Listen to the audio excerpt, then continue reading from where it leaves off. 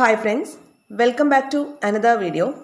ഇന്ന് നമ്മൾ പഠിക്കുന്നത് LP UP സിലബസിൽ നാഡീവ്യവസ്ഥ, ബയോളജി ഭാഗത്ത് നാഡീവ്യവസ്ഥ എന്നൊരു ടോപ്പിക്കുണ്ട്.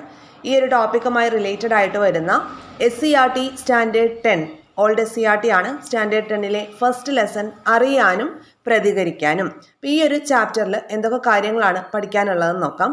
ഏറ്റവും ആദ്യം തന്നെ ഉദ്ദീപനങ്ങൾ എന്താണ് എന്നാണ് പറയുന്നത്. ഓക്കെ, ജീവികളിൽ പ്രതികരണങ്ങൾക്ക് കാരണമാകുന്ന പ്രേരണകളാണ് ഉദ്ദീപനങ്ങൾ. ജീവികളിൽ പ്രതികരണങ്ങൾക്ക് കാരണമാകുന്ന പ്രേരണകൾ അറിയപ്പെടുന്നത് ഉദ്ദീപനങ്ങൾ അല്ലെങ്കിൽ സ്റ്റിമുലസ് എന്നാണ്. സ്റ്റിമുലസ്. ഓക്കെ, ചുറ്റുപാടിൽ നിന്നുള്ള ഉദ്ദീപനങ്ങൾ മാത്രമാണോ നമുക്ക് തിരിച്ചറിയാനാവുന്നത്? അല്ല, വിശപ്പ്, ദാഹം എന്നിവ ശരീരത്തിനുള്ളിൽ ഉണ്ടാകുന്ന ഉദ്ദീപനങ്ങളാണ്. അപ്പോൾ ഇവിടെ നമുക്ക് തന്നിരിക്കുന്നത് ഉദ്ദീപനങ്ങളെ സ്വീകരിക്കാൻ വേണ്ടിയിട്ട് കഴിവുള്ള ജ്ഞാനേന്ദ്രിയങ്ങളിലും മറ്റ് ശരീരഭാഗങ്ങളിലും കാണപ്പെടുന്ന സവിശേഷ കോശങ്ങളെയാണ് ഗ്രാഹികളെന്ന് പറയുന്നത്. അതാണ് നമുക്കിവിടെ തന്നിരിക്കുന്നത്. ഉദ്ദീപനങ്ങളെ സ്വീകരിക്കാനായിട്ട് ജ്ഞാനേന്ദ്രിയങ്ങളിലും മറ്റ് ശരീരഭാഗങ്ങളിലും സവിശേഷമായിട്ടുള്ള കോശങ്ങളുണ്ട്. ഇത്തരം സവിശേഷ കോശങ്ങളെയാണ് ഗ്രാഹികൾ അല്ലെങ്കിൽ റിസപ്റ്റേഴ്സ് എന്ന് അറിയപ്പെടുന്നത്. ഇവ ഉദ്ദീപനങ്ങൾ സ്വീകരിച്ച ശേഷം ഉചിതമായിട്ടുള്ള സന്ദേശങ്ങൾ രൂപപ്പെടുത്തുകയും ചെയ്യുന്നുണ്ട്. അപ്പോൾ എന്താണ് ഗ്രാഹികൾ? ഉദ്ദീപനങ്ങളെ അല്ലെങ്കിൽ സ്റ്റിമുലസിനെ സ്വീകരിക്കാൻ വേണ്ടിയിട്ട് ജ്ഞാനേന്ദ്രിയങ്ങളിലും അതുപോലെ തന്നെ നമ്മുടെ മറ്റ് ശരീരഭാഗങ്ങളിലുമൊക്കെ സവിശേഷമായിട്ടുള്ള കോശങ്ങളുണ്ട്. ഇത്തരം സവിശേഷമായ കോശങ്ങളെയാണ് റിസപ്റ്റേഴ്സ് അല്ലെങ്കിൽ ഗ്രാഹികൾ എന്ന് പറയുന്നത്. അപ്പോൾ ഈ ഗ്രാഹികൾ ഉദ്ദീപനങ്ങൾ അല്ലെങ്കിൽ സ്റ്റിമുലസ് സ്വീകരിച്ച ശേഷം ഉചിതമായിട്ടുള്ള സന്ദേശങ്ങൾ രൂപപ്പെടുത്തുകയാണ് ചെയ്യുന്നത്. ഉദ്ദീപനങ്ങളെ സ്വീകരിച്ച് ഗ്രാഹികൾ രൂപപ്പെടുത്തുന്ന സന്ദേശങ്ങൾ തലച്ചോറിലെത്തുന്നതോടു കൂടിയിട്ടാണ് പൊതുവെ പ്രതികരണ പ്രവർത്തനങ്ങൾ അല്ലെങ്കിൽ റെസ്പോൺസ് ഉണ്ടാകുന്നത്. അപ്പോൾ ഉദ്ദീപനങ്ങളെ സ്റ്റിമുലസിനെ എന്ത് ചെയ്യും? റിസപ്റ്റേഴ്സ് രൂപപ്പെടുത്തും. എന്നിട്ട് എന്ത് ചെയ്യും? ഈ സന്ദേശങ്ങളൊക്കെ തലച്ചോറിലേക്ക് എത്തിക്കുകയാണ് ചെയ്യുന്നത്. അപ്പോൾ അതിനുശേഷമാണ് എന്ത് ചെയ്യുക? അതിനനുസരിച്ചുള്ള ഒരു റെസ്പോൺസ് ഉണ്ടാകുന്നത്. ഈ പ്രവർത്തനങ്ങളെ നിയന്ത്രിക്കുകയും ഏകോപിപ്പിക്കുകയും ചെയ്യുന്നത് നാഡീവ്യവസ്ഥയാണ്. ഓക്കെ, അപ്പോൾ സ്റ്റിമുലസുകളെ നമ്മൾ സ്വീകരിക്കുന്നു, അത് ഗ്രാഹികളിൽ എത്തുന്നു, അതെന്ത് ചെയ്യുന്നു? തലച്ചോറിലേക്ക് എത്തുന്നു, അല്ലെ? സന്ദേശമായിട്ട് തലച്ചോറിലേക്ക് എത്തുന്നു. തലച്ചോർ അതിനനുസരിച്ചുള്ള പ്രതികരണ പ്രവർത്തനങ്ങളൊക്കെ നടത്തുന്നു. അപ്പോൾ ഈ പറഞ്ഞ പ്രവർത്തനങ്ങളെല്ലാം നിയന്ത്രിക്കുകയും ഏകോപിപ്പിക്കുകയും ഒക്കെ ചെയ്യുന്നത് നാഡീവ്യവസ്ഥയാണ്. ഓക്കെ, അപ്പൊ നാഡീവ്യവസ്ഥയിലെ മുഖ്യ ഭാഗങ്ങളാണ് നമുക്കിവിടെ തന്നിട്ടുള്ളത്. എന്തൊക്കെ കാര്യങ്ങളാണ് നോക്കിക്കേ. മസ്തിഷ്കം, സുഷുമ്ന, നാഡികൾ. ഓക്കെ, നാഡീവ്യവസ്ഥയിൽ പ്രധാനപ്പെട്ട കാര്യങ്ങളാണ് നാഡികൾ, സുഷുമ്ന, തലച്ചോറ് എന്നിവ. ഇനി നാഡീകോശം എന്നാൽ എന്താണ്? നാഡീകോശം എന്നാൽ എന്താണ്? നാഡീവ്യവസ്ഥയുടെ അടിസ്ഥാന നിർമ്മാണ ഘടകമാണ് നാഡീകോശം അല്ലെങ്കിൽ ന്യൂറോൺ. നാഡീവ്യവസ്ഥയുടെ അടിസ്ഥാന നിർമ്മാണ ഘടകത്തെയാണ് നാഡീകോശം അല്ലെങ്കിൽ ന്യൂറോൺ എന്ന് പറയുന്നത്. മറ്റെല്ലാ കോശങ്ങളെയും പോലെ നാഡീകോശത്തിനും കോശസ്തരവും കോശദ്രവ്യവും ന്യൂക്ലിയസും ഒക്കെ ഉണ്ട്. മറ്റെല്ലാ കോശങ്ങളെ പോലെ തന്നെ നാഡീകോശത്തിനും എന്തൊക്കെയുണ്ട്? കോശസ്തരമുണ്ട്, കോശദ്രവ്യമുണ്ട്, ന്യൂക്ലിയസും ഉണ്ട്. ഇനി ഇവിടെ നോക്കിയേ, നമുക്ക് ഒരു നാഡീകോശം, അതിൻ്റെ ഘടനാധർമ്മം ഒക്കെ തന്നിരിക്കുകയാണ്. നോക്കിക്കോളൂ. അപ്പോൾ നാഡീകോശത്തിൻ്റെ വിവിധ ഭാഗങ്ങൾ നമുക്ക് ആദ്യം പരിചയപ്പെടാം. ഓക്കെ, ആദ്യം ആക്സോൺ, അല്ലേ? ആക്സോൺ കണ്ടോ, ഇവിടെ നീണ്ട ഒരു ദണ്ട് പോലെ കാണപ്പെടുന്നതാണ് ആക്സോൺ എന്ന് പറയുന്നത്. നീളം കൂടിയ തന്തുവാണ്, അല്ലേ? അപ്പോൾ ആക്സോൺ, അത് കഴിഞ്ഞിട്ട് ആക്സോണൈറ്റ്, സിനോപ്റ്റിക് നോബ്, പിന്നെന്താണ്? Dendron, dendrite. ഇതെല്ലാം എന്താണ്? ഡെൻഡ്രോൺ, ഡെൻഡ്രൈറ്റ് കാണുന്നുണ്ടല്ലോ, അല്ലേ? ശ്വാൻ കോശം. ഇതെല്ലാം എന്താണ്? നാഡീകോശത്തിൻ്റെ വിവിധ ഭാഗങ്ങളാണ്. മറ്റുള്ള കോശങ്ങളെ പോലെ തന്നെ ഇതിന് എന്തൊക്കെയുണ്ട്? കോശദ്രവ്യമുണ്ട്, കോശശരീരമുണ്ട്, ന്യൂക്ലിയസും ഉണ്ട്. ഓക്കെ, മറ്റുള്ള കോശങ്ങളെ പോലെ തന്നെ നാഡീകോശങ്ങൾക്കും കോശദ്രവ്യം, കോശശരീരം, ന്യൂക്ലിയസ് എന്നിവയൊക്കെ ഉണ്ട്. പിന്നെ നമ്മുടെ ന്യൂറോണിൻ്റെ മറ്റു ഭാഗങ്ങളാണ് നമ്മൾ പരിചയപ്പെട്ടത്. ആക്സോൺ. അപ്പോൾ ആദ്യം ആക്സോൺ എന്താണെന്ന് നോക്കാം. കോശശരീരത്തിൽ നിന്നുള്ള നീളം കൂടിയ തന്തുവിനെയാണ് ആക്സോൺ എന്ന് പറയുന്നത്. കോശശരീരത്തിൽ നിന്നുള്ള നീളം കൂടിയ തന്തുവാണ് ആക്സോൺ. കോശശരീരത്തിൽ നിന്ന് ആവേഗങ്ങളെ പുറത്തേക്ക് കൊണ്ടുപോകുന്നത്, പുറത്തേക്ക് സംവഹിക്കുന്നത് ആരാണ്? ആക്സോൺ ആണ്. കോശശരീരം കണ്ടല്ലോ, ഇതാണ് കോശശരീരം, അല്ലേ? ഈ കോശശരീരത്തിൽ നിന്ന് എന്ത് ചെയ്യുന്നുണ്ട്? ഈ കോശശരീരത്തിൽ നിന്ന് എന്ത് ചെയ്യുന്നുണ്ട്? ആവേഗങ്ങളെ പുറത്തേക്ക് കൊണ്ടുവരുന്നത് ഏതിലൂടെയാണ്? ആക്സോണിലൂടെയാണ്. ഇനി ആക്സോൺ ഇവിടെ വന്നിട്ട് അത് ബ്രാഞ്ചസ് ആയിട്ട് ഇങ്ങനെ മാറുന്നുണ്ട്, അല്ലേ? അപ്പോൾ ആക്സോണിന്റെ ശാഖകളെയാണ് എന്ത് പറയുന്നത്? ആക്സോണൈറ്റ് എന്ന് പറയുന്നത്. ആവേഗങ്ങളെ സിനോപ്റ്റിക് നോബിൽ എത്തിക്കുന്ന ഡ്യൂട്ടിയാണ് ആക്സോണൈറ്റിനുള്ളത്. ഓക്കെ, അപ്പോൾ ഇങ്ങനെ നീളം കൂടിയ ഒരു തന്തു വന്നിട്ട് അതിന് ഡിഫറെൻറ്റ് ബ്രാഞ്ചസ് ആയിട്ട് മാറുകയാണ്. ഈ ബ്രാഞ്ചസ് ആണ് ആക്സോണൈറ്റ്. ഇനി ഈ ആക്സോണൈറ്റിൻ്റെ ഒക്കെ അറ്റത്ത് കണ്ടോ ഒരു ബൾജിങ് ആയിട്ടുള്ള ഒരു ഭാഗം കാണുന്നുണ്ടോ? ഇവിടെ സൂം ചെയ്യാം. ഇവിടെ കണ്ടോ, ഡോട്ട് ഡോട്ടായിട്ട് കാണുന്ന ഈ ഭാഗം, ഇതൊക്കെയാണ് എന്ത്, സിനാപ്റ്റിക് നോബ് എന്ന് അറിയപ്പെടുന്നത്. എന്താണ് സിനാപ്റ്റിക് നോബ്? സിനാപ്റ്റിക് നോബ് ആക്സോണൈറ്റിന്റെ അഗ്രഭാഗമാണ്. ആക്സോണൈറ്റിന്റെ അഗ്രഭാഗമാണ് സിനാപ്റ്റിക് നോബ് എന്ന് പറയുന്നത്. നാഡീയ പ്രേഷകം സ്രവിക്കപ്പെടുന്നത് സിനാപ്റ്റിക് നോബിലാണ്. ഓക്കെ, ഇനി നമുക്ക് പറയാനുള്ളത് ഇവിടെ ഡെൻഡ്രൈറ്റ്, ഡെൻഡ്രോണ്, ഷ്വാൻ കോശങ്ങൾ എന്നിവയാണ്. അപ്പോൾ ഷ്വാൻ കോശങ്ങൾ എന്ന് പറയുമ്പം ഈ ആക്സോണിനെ വലയം ചെയ്ത് കാണുന്ന ഭാഗമാണ്. ആക്സോൺ എന്ന് പറഞ്ഞാൽ എന്താണെന്ന് നമ്മൾ പറഞ്ഞത്, ഈ നീളം കൂടിയ തന്തുവാണ് അല്ലെ, ഈ നീളം കൂടിയ തന്തുവാണ്. അതിനെ ഇങ്ങനെ കവർ ചെയ്ത് കാണുന്ന കോശങ്ങളാണ് എന്ത്, ഷ്വാൻ കോശങ്ങൾ എന്ന് പറയുന്നത്. കണ്ടല്ലോ, ചിത്രത്തിൽ കാണാം നമുക്ക്. അപ്പോൾ ആക്സോണിനെ കവർ ചെയ്ത് കാണുന്ന കോശങ്ങൾ, വലയം ചെയ്ത് കാണുന്ന കോശങ്ങളാണ് ഷ്വാൻ കോശങ്ങൾ. ഇനി എന്താണ് ഡെൻഡ്രോൺ എന്ന് പറയുന്നത്? കോശ ശരീരത്തിൽ നിന്നുള്ള നീളം കുറഞ്ഞ തന്തുവാണ്. നീളം കുറഞ്ഞ തന്തുവാണ് എന്ത്, ഈ ഒരു ഡെൻഡ്രോൺ എന്ന് പറയുന്നത്. കണ്ടോ, നീളം കുറഞ്ഞ തന്തു. നീളം കൂടിയ തന്തുവാണ് എന്ത്, ആക്സോൺ എന്ന് പറയുന്നത്. ഈ കോശ ശരീരത്തിൽ നിന്നുള്ള നീളം കുറഞ്ഞ തന്തുവാണ് എന്ത്, ഡെൻഡ്രോൺ എന്നറിയപ്പെടുന്നത്. കണ്ടല്ലോ, ഡെൻഡ്രോണിനെ കണ്ടു. കോശ ശരീരത്തിൽ നിന്നുള്ള നീളം കുറഞ്ഞ തന്തു. ഡെൻഡ്രൈറ്റിൽ നിന്ന് ആവേഗങ്ങളെ കോശ ശരീരത്തിൽ എത്തിക്കുന്നത് ഡെൻഡ്രോൺ ആണ്. അപ്പോൾ ഡെൻഡ്രൈറ്റ് എന്ന് പറഞ്ഞാൽ എന്താണ്, ഈ ഡെൻഡ്രോണിന്റെ ബ്രാഞ്ചസ് ആണ്. ഓക്കെ, അപ്പോൾ ഡെൻഡ്രോണിന്റെ ശാഖകളാണ് ഡെൻഡ്രൈറ്റ് എന്ന് പറയുന്നത്. അപ്പോൾ ഇതുപോലെ ഇതൊരു ന്യൂറോൺ ആണല്ലോ, ഈ തന്നിരിക്കുന്നത് ന്യൂറോൺ ആണ്. അതുപോലെ തൊട്ടടുത്തും എന്തുണ്ട്, ന്യൂറോൺ ഉണ്ട്. അപ്പോൾ തൊട്ടടുത്ത ന്യൂറോണിൽ നിന്ന് സന്ദേശങ്ങൾ സ്വീകരിക്കുന്നത് ഈ ഒരു ഡെൻഡ്രൈറ്റ്, ഈ പറഞ്ഞിട്ടുള്ള ഈ ചെറിയ ബ്രാഞ്ചസിലൂടെയാണ് എന്ത് ചെയ്യുന്നത്, ഈ ഒരു ആവേഗങ്ങളെ സ്വീകരിക്കുന്നത്. എന്നിട്ട് ഇവിടുന്ന് ആവേഗങ്ങൾ സ്വീകരിച്ച് അത് എവിടെ എത്തിക്കും, ഡെൻഡ്രോണിൽ എത്തിക്കും. ഓക്കെ, ഡെൻഡ്രോണിൽ നിന്ന് ആക്സോൺ വഴി എന്ത് ചെയ്യുന്നുണ്ട്, ആക്സണൈറ്റിലേക്ക് വരുന്നുണ്ട്. അവിടെ നിന്ന് സിനോപ്റ്റിക് നോബിലേക്കാണ് പോകുന്നത്. അങ്ങനെയാണ് ഓരോ ന്യൂറോണിൽ നിന്ന് മെസ്സേജസ് പാസ് ചെയ്ത് അടുത്ത ന്യൂറോണിലേക്ക് പോകുന്നത്. ക്ലിയർ ആവുന്നുണ്ടോ? അപ്പോൾ നമ്മളിപ്പോൾ പഠിച്ചത് എന്താണ്, നാഡീകോശം, അതിൻ്റെ ഘടന, ധർമ്മം എന്ന കാര്യങ്ങൾ, ഘടനയെക്കുറിച്ചാണ് ഇപ്പോൾ നമ്മൾ പറഞ്ഞത്. അതിൻ്റെ ഡിഫറെൻറ്റ് പാർട്സിനെ കുറിച്ചും പറഞ്ഞു. ഇനി മിക്ക ആക്സോണുകളെയും കൊഴുപ്പടങ്ങിയ മൈലിൻ സ്തരം, മൈലിൻ എന്ന സ്തരം ആവർത്തിച്ച് വലയം ചെയ്തിരിക്കുന്നു. ഇതാണ് മൈലിൻ ഷീത്ത് എന്ന് പറയുന്നത്. ഓക്കെ, അപ്പോൾ ഇവിടെ നമ്മൾ പരിചയപ്പെട്ടത് എന്തിനെ കുറിച്ചായിരുന്നു, ഷ്വാൻ കോശങ്ങളെ കുറിച്ചായിരുന്നു. ആക്സോണിനെ വലയം ചെയ്ത് കാണുന്ന കോശങ്ങളാണ് ഷ്വാൻ കോശങ്ങൾ എന്ന് പറഞ്ഞത്. ഇവിടെ നമ്മൾ മറ്റൊരു കാര്യം പറഞ്ഞത് എന്താണ്, മൈലിൻ ഷീത്തിനെ കുറിച്ചാണ്. മിക്ക ആക്സോണുകളെയും കൊഴുപ്പടങ്ങിയ മൈലിൻ എന്ന സ്ഥലം ആവർത്തിച്ച് വലയം ചെയ്തിട്ടുണ്ട്.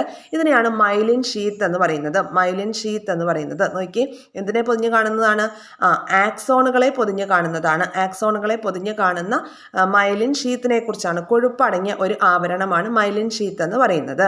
ഓക്കെ, ഒരു കൂട്ടം ആക്സോണുകൾ ചേരുന്നതാണ് നാഡി.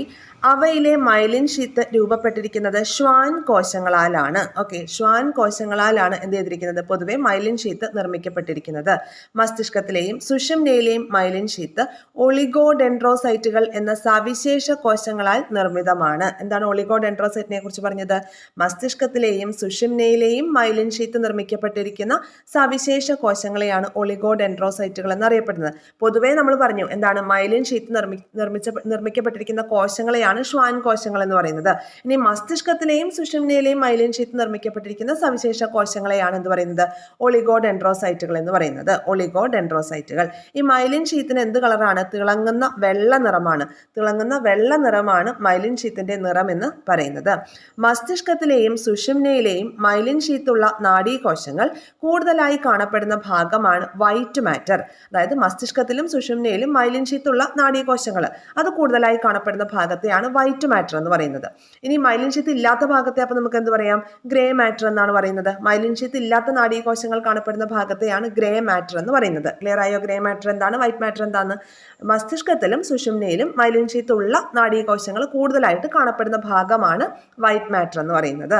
അതുപോലെ തന്നെ മൈലിൻ ഷീത്ത് ഇല്ലാത്ത നാഡീകോശങ്ങൾ കാണപ്പെടുന്ന ഭാഗത്തെയാണ് ഗ്രേ മാറ്റർ എന്ന് പറയുന്നത്. ഓക്കെ അല്ലേ? ഇനി ആക്സോണിന് പോഷക ഘടകങ്ങൾ, ഓക്സിജൻ തുടങ്ങിയവ നൽകുക, ആവേഗങ്ങളുടെ വേഗത വർദ്ധിപ്പിക്കുക, വൈദ്യുത ഇൻസുലേറ്ററായി വർത്തിക്കുക, ബാഹ്യക്ഷതങ്ങളിൽ നിന്ന് ആക്സോണിനെ സംരക്ഷിക്കുക എന്നതൊക്കെയാണ് മൈലിൻ ഷീത്തിന്റെ പ്രധാനപ്പെട്ട ധർമ്മങ്ങൾ. ഇത് ഇമ്പോർട്ടൻ്റ് ആണ്, നമുക്ക് സ്റ്റേറ്റ്മെന്റ് ആയിട്ട് ചോദിക്കാനുള്ള ഭാഗം ഇവിടെയുണ്ട്. ആക്സോണിന് പോഷക ഘടകങ്ങൾ നൽകുക, ഓക്സിജൻ നൽകുക. ആക്സോണിന് പോഷക ഘടകങ്ങളും ഓക്സിജനും നൽകുന്നത് മൈലിൻ ഷീത്താണ്. ആവേഗങ്ങളുടെ വേഗത വർദ്ധിപ്പിക്കുന്നു, വൈദ്യുത ഇൻസുലേറ്ററായി വർത്തിക്കുന്നു, നിർമ്മിക്കുന്നു? ബാഹ്യക്ഷതങ്ങളിൽ നിന്ന് ആക്സോണിനെ സംരക്ഷിക്കുന്നു. ഇതൊക്കെ ആരുടെ ഡ്യൂട്ടിയാണ്? മൈലിൻ ഷീത്തിന്റെ പ്രധാനപ്പെട്ട ധർമ്മങ്ങളാണ്. മൈലിൻ ഷീത്തിന്റെ ധർമ്മങ്ങളിൽ പെടാത്തത് ഏത്, പെടുന്നത് ഏത് എന്നൊക്കെ നമുക്ക് ചോദിക്കാം. അപ്പം മൈലിൻ ഷീത്തിനെ കുറിച്ച് നമ്മൾ പറഞ്ഞു വന്നിട്ടുള്ള കാര്യങ്ങൾ ഒന്നുകൂടി നമുക്ക് നോക്കാം. ആക്സോണുകളെ വലയം ചെയ്തിരിക്കുന്ന കൊഴുപ്പടങ്ങിയ സ്ഥലമാണ് മൈലിൻ ഷീത്ത് എന്ന് പറയുന്നത്. പൊതുവെ മൈലിൻ ഷീത്ത് നിർമ്മിക്കപ്പെട്ടിരിക്കുന്ന കോശങ്ങളാണ് ഷ്വാൻ കോശങ്ങൾ എന്ന് പറയുന്നത്. ഇനി മസ്തിഷ്കത്തിലെയും സുഷുമ്നയിലെയും മൈലിൻ ഷീത്ത് നിർമ്മിക്കപ്പെട്ടിരിക്കുന്ന സവിശേഷ കോശങ്ങളെയാണ് ഒളിഗോഡെൻഡ്രോസൈറ്റുകൾ എന്ന് പറയുന്നത്. മൈലിൻ ഷീത്തിന്റെ കളർ എന്താണെന്നാ പറഞ്ഞത്? തിളങ്ങുന്ന വെള്ള നിറമാണ്. മസ്തിഷ്കത്തിലെയും സുഷുമ്നയിലെയും മൈലിൻ ഷീത്ത് ഉള്ള നാഡീകോശങ്ങൾ കൂടുതലായി കാണപ്പെടുന്ന ഭാഗമാണ് വൈറ്റ് മാറ്റർ. അപ്പോൾ അങ്ങനെയാണെങ്കിൽ മൈലിൻ ഷീത്ത് ഇല്ലാത്ത നാഡീകോശങ്ങൾ കാണപ്പെടുന്ന ഭാഗമുണ്ട്, അതിനെ നമ്മൾ ഗ്രേ മാറ്റർ എന്നാണ് പറയുന്നത്. ഇനി മൈലിൻ ഷീത്തിന്റെ ധർമ്മങ്ങൾ കൂടിയാണ് നമ്മൾ പറഞ്ഞത് അല്ലേ. അതായത് ആക്സോണിന്റെ പോഷക ഘടകങ്ങൾ, ഓക്സിജൻ തുടങ്ങിയവ നൽകുക, ആവേഗങ്ങളുടെ വേഗത വർദ്ധിപ്പിക്കുക, വൈദ്യുത ഇൻസുലേറ്ററായി വർത്തിക്കുക, ബാഹ്യക്ഷതങ്ങളിൽ നിന്ന് ആക്സോണിനെ സംരക്ഷിക്കുക എന്നിവയൊക്കെയാണ് മൈലിൻ ഷീത്തിന്റെ ധർമ്മങ്ങൾ. ക്ലിയർ ആവുന്നുണ്ടോ? ഇനി അടുത്തൊരു ഭാഗത്തേക്ക് വരാം. ഇവിടെ ഒളിഗോഡെൻഡ്രോസൈറ്റുകളും ഷ്വാൻ കോശങ്ങളും എന്നൊരു ബോക്സ് തന്നിട്ടുണ്ട്. എന്താണ്? നാഡീകോശങ്ങൾക്ക് സംരക്ഷണം നൽകുന്നവയാണ് ഒളിഗോഡെൻഡ്രോസൈറ്റുകളും ഷ്വാൻ കോശങ്ങളും. ഒളിഗോഡെൻഡ്രോസൈറ്റ് എന്ന് പറഞ്ഞാൽ എന്തായിരുന്നു? ഒന്നുകൂടെ റിപ്പീറ്റ് ചെയ്യാണ്, നിങ്ങളുടെ മനസ്സിലേക്ക് കയറാൻ വേണ്ടിയിട്ടാണ് വീണ്ടും വീണ്ടും റിപ്പീറ്റേഷൻ വരുന്നത്.